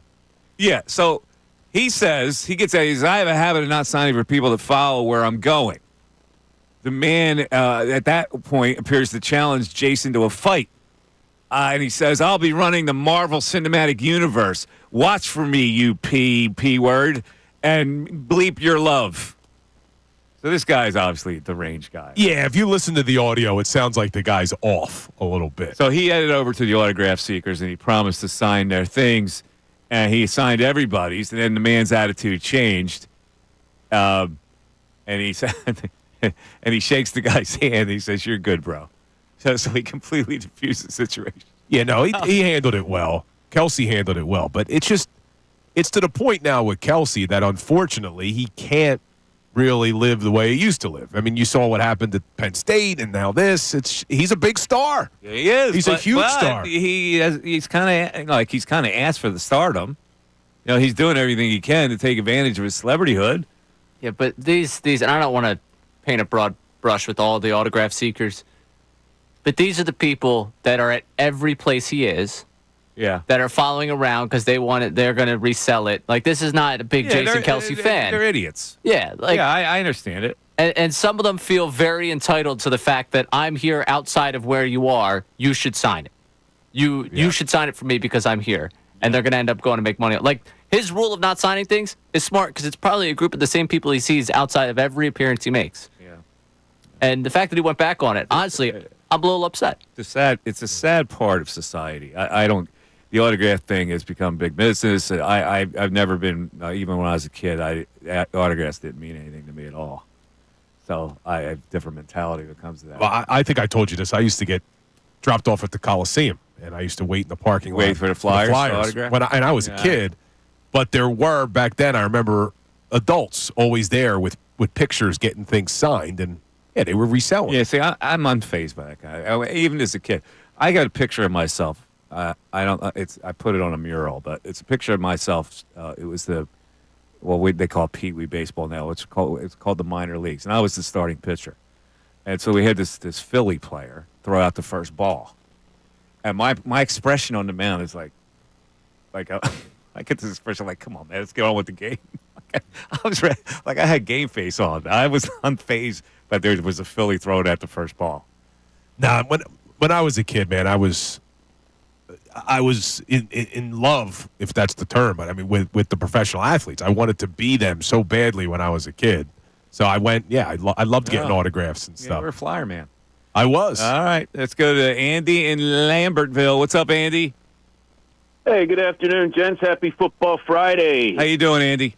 I'm doing well, thanks. I think the storyline of Sunday night's game in Los Angeles will be the passing game on both sides of the ball. I think with Devontae out or not at 100%, Rams obviously is going to stack the box. It'll be up to Jalen to beat them through the air. And on the other side of the ball, with Stafford being the seasoned veteran that he is, with Kupp and Puka, I think that the Eagles secondary is going to get tested once again. But I have a couple stats for you about elite wide receivers against the Eagles secondary. And I'll make it real quick, but not that Neighbors is elite going back a few games, but Giants Neighbors, 41 yards. Cincinnati's Chase, 54 yards. CeeDee Lamb, only 21 yards. And McLaren, only 10 yards. So that Q, I know you like to call him Quignon, Mike. You don't like the Q. But I think that with Slay and Q, we're going to be looking. This is another test for the secondary. Yeah, he's putting Puka Nacua on Guantanamo Bay. Guantanamo Bay is a good one. I like the Q because it's short and sweet. They're locking him up in San Quignon. Yeah, I don't mind the Q. It's just a little too early for the Q. It's too early. I mean, what you say? You know, I just named you the four guys that are tearing it up in fantasy yards. And I get it. He's still a rookie, and they've played only a minimum amount of games, so I don't go all Q. Right, fair enough. Go Birds. Let's go. All right, man. I like you it. Got Andy. it. By the way, speaking of the Rams, you saw this story that the Rams think they have an edge on the tush push. Yeah, I did see that. They think that they're optimistic in stopping the famous tush push with a certain amount of strategy. Well, we'll see if they can do it. It's not as effective as it's been in previous years. We've talked about it. 87%. It's the same. It's the same. This season, Hurts has generated 87% success rate on quarterback sneaks, which is the same he had with Kelce from 2022 to 2023, 86.3. I think it's a tad better. I on don't the know. sneaks. The eye test, though. I know statistically maybe it looks like it does not appear that they're getting the same level of push that they had under Kelce. And outside of that, I think Cam Jurgens has been exceptional at center. I don't think there's been a massive drop-off with Kelce retiring, but I don't know. If the numbers tell us that it's been just as good, it just doesn't look like it. Bobby Brown, the Rams defensive tackle, says they've got the numbers and weight. So all you can try to do is be disruptive. He says you only have 3 defensive linemen on the field, or maybe 4 at the most. They've got 5 offensive linemen every play. Then they have a quarterback who squats 700 pounds and a running back who squats 700 pounds and 2 other people pushing as well. So it's like you really can't do much. But they're very optimistic that they can stop this, which is interesting. All right, let's go to Rashid in West Philly. Rashid, you're on 97.5 The Fanatic. Hello, good afternoon, gentlemen. What's up, Rashid? I'm doing good. My thing is, you should feel confident in the Eagles this weekend. And it ain't even about the offense, the head coach, the quarterback. It ain't even about none of that. It's about how well this defense is playing. Nobody's giving this defense no respect. Huh? Not only that. Well, we talk about the defense all the time. Hold. Just let me finish. Oh, God.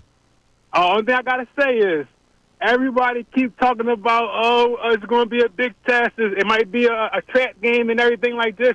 But these rookies, number 27 and 33, listen, when I say these guys playing serious ball, and Puka Nacua and you mean the other receiver, what's his name, number 18, I think 19 or 18? Cooper Kupp. Listen, one thing I tell you about that, we're going to shut them down. And it's going to be like 31-13 Eagles. I guarantee you that. You guarantee me 31-13? Yes. Would you give me the Rams and 17? No, I don't think they even get to 17. No. I mean, I'm going to make a bet with you. Give me the Rams. You say it's going to be 31-13, right? Yes. Give me the Rams plus 17 for a nice hoagie. All right, do. All right. I got the Rams at 17. Now, Rashid, don't be hiding on me. Yeah. Don't make a bet and duck and don't call back. Listen, one thing you should know about me, I watch every Eagles game since '96. I never hide. I'm a big listen, I hope you're right. Now, I'm sitting here with the Rams at 17. I think I'm in a pretty good spot. Not that I'm saying the Rams are going to win. I think if he's going to give you 17. Listen, I give you Rams 17, and I give you the Eagles money line. That's cool. Huh? The Eagles money line? What? Yeah. That cancels out the bet. You said you take them 17. The Eagles going to win. No. Here's the thing. You puffed at the chest, which I like. You said 31-13. So now just give me 17. You still win. All right. Listen. Hold me to it. All right. I'll let Rashid in West Philly, right? Yes. I got the Rams in 17 for a sandwich for now. If all 3 of us, you got to buy sandwiches for, right? Yeah, that's fine. All right, Rashid, you got fly, Eagles, fly. All right, fly. If I was Rashid's agent here, I mean, he should have got a lot better odds. Are you calling off that bet? Well, if he's giving you something more than a hoagie back. Yeah, if he's giving you 17, he should get a whole Wawa franchise. Yeah, or he something. should get a lot more than it shouldn't be an equal bet. He's giving you 17 damn points. I'm not sure he fully understood that though. You got pulled over at Popeyes. We're giving him the entire Popeyes franchise. I think but I don't think he understood. I think he thought you were saying they would score 17. I can't help that. I'm in a discussion. This is like Succession. I'm in there, and I put my plan out there. It's up to the other side to accept it or not. I got to go back and rewatch that series. Great series, Succession. But, poor Rashid. He had the energy, though. All positivity about I like the that Bears. when you puff. See, a lot of people, I do that for a reason. Because a lot of people like to get crazy about it. It's like, okay, if you're that crazy about it, then back it up. So before we do closing arguments, a lot of positivity today about the Eagles. A lot of people feel confident. Yep. If they lose this game, do you think there's going to be an overreaction of negativity on Monday, or are people going to be like, okay, they had won 6 straight? I think they're listening to me. And they'll say, it's a trip to L.A. Mike was right. But they'll beat the Ravens now. That's what I think will happen. And if they lose 2 straight, you think there's panic? Then we'll get back to your boy. Then it comes all the way back to the head coach. I'm not doing a good enough job. I'm the dumbest coach in the world. Nah. We all fertilize. By the way, Phillies news, no shock here. Austin Hayes, the big acquisition that Bill panned all summer, non-tendered by the Phillies. Terrible move. According to John Heyman, who's reporting on this. So, Austin, we hardly knew ye here. Terrible move by I was Dombrowski. off. I thought he was going to actually contribute, but no. So in they're back to Dombrowski's square one. defense, although I ridiculed him for that move, you never really got to see Austin Hayes. He had that, what was it, a liver infection or something he had? Kidney infection. But still, Dave Dombrowski's deadline moves since he's come to Philadelphia have left a lot to be desired. I'll just leave it there. All right. So tonight, you do anything tonight? You got anything special planned? I got the kiddos tonight. The wife and I are doing the Flyers game tomorrow. It's my daughter's birthday this weekend. She's 10 years old. Happy birthday, Melina. So I'll see them. I see my kids this weekend. But we're going to Fly Guys tomorrow. Awesome. I'm going to celebrate my victory in court yesterday. So that's what I'm doing. A big victory by you. Yeah, it was a major victory. All I do is win. Yeah, there you go. And it was a victory over a very sore loser. All right, it's time now for closing arguments. Now, closing arguments on the Mike Missanelli Show. Brought to you by Lowenthal and Abrams Injury Attorneys. Injured in an accident, call 800-876-LAWYER or visit LowenthalAbrams.com. Oh, my. I look at this game, and I'm a little nervous, and I can prove it because the trip to L.A. is always daunting, but I can also prove it if I go inside the numbers here. I look at the statistical matchup in here, and what the Rams do better than anybody is hold running backs down. They're tied for 7th in the league against running backs. Now, I don't know if the Eagles are going to be defeated by that or they're going to keep pushing or whether they change their strategy, which means they will have to pass because the Rams' pass defense has not been good. So if you're going into this game, you go, where are they weak?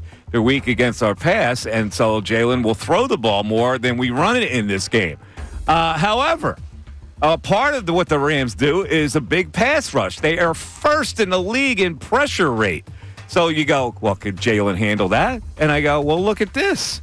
He's got a 91.1 rate against pressure, almost 20 points higher than the league average. So I have no idea statistically how this game matches up. I just go by feel.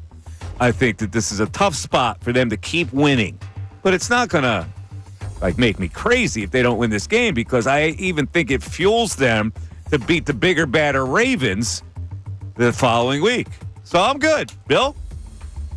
I have the Philadelphia Eagles winning this game 27-20, and it's not only because they have the better roster. It's not only because Vic Fangio has had a lot of success against Sean McVay offenses. It's a man that apparently I mentioned too much yesterday at the end of the show, and I haven't really talked about him. But it's head coach Nick Sirianni with the best road winning percentage of any coach in the NFL. 22-9. That's a 7-10 winning percentage on the road. He's going to do it again. We're going to be singing Sirianni Love on Monday, Michael. Wow. How about that? Well, that's it. Listen, you advocated for my man going into the weekend. I think it's going to make you feel good. Thanks, everybody, for listening to the show today. We appreciate it. Have a great weekend, and we will talk to you Monday about the Eagles' Sunday night game against the Rams. Bye-bye, everybody.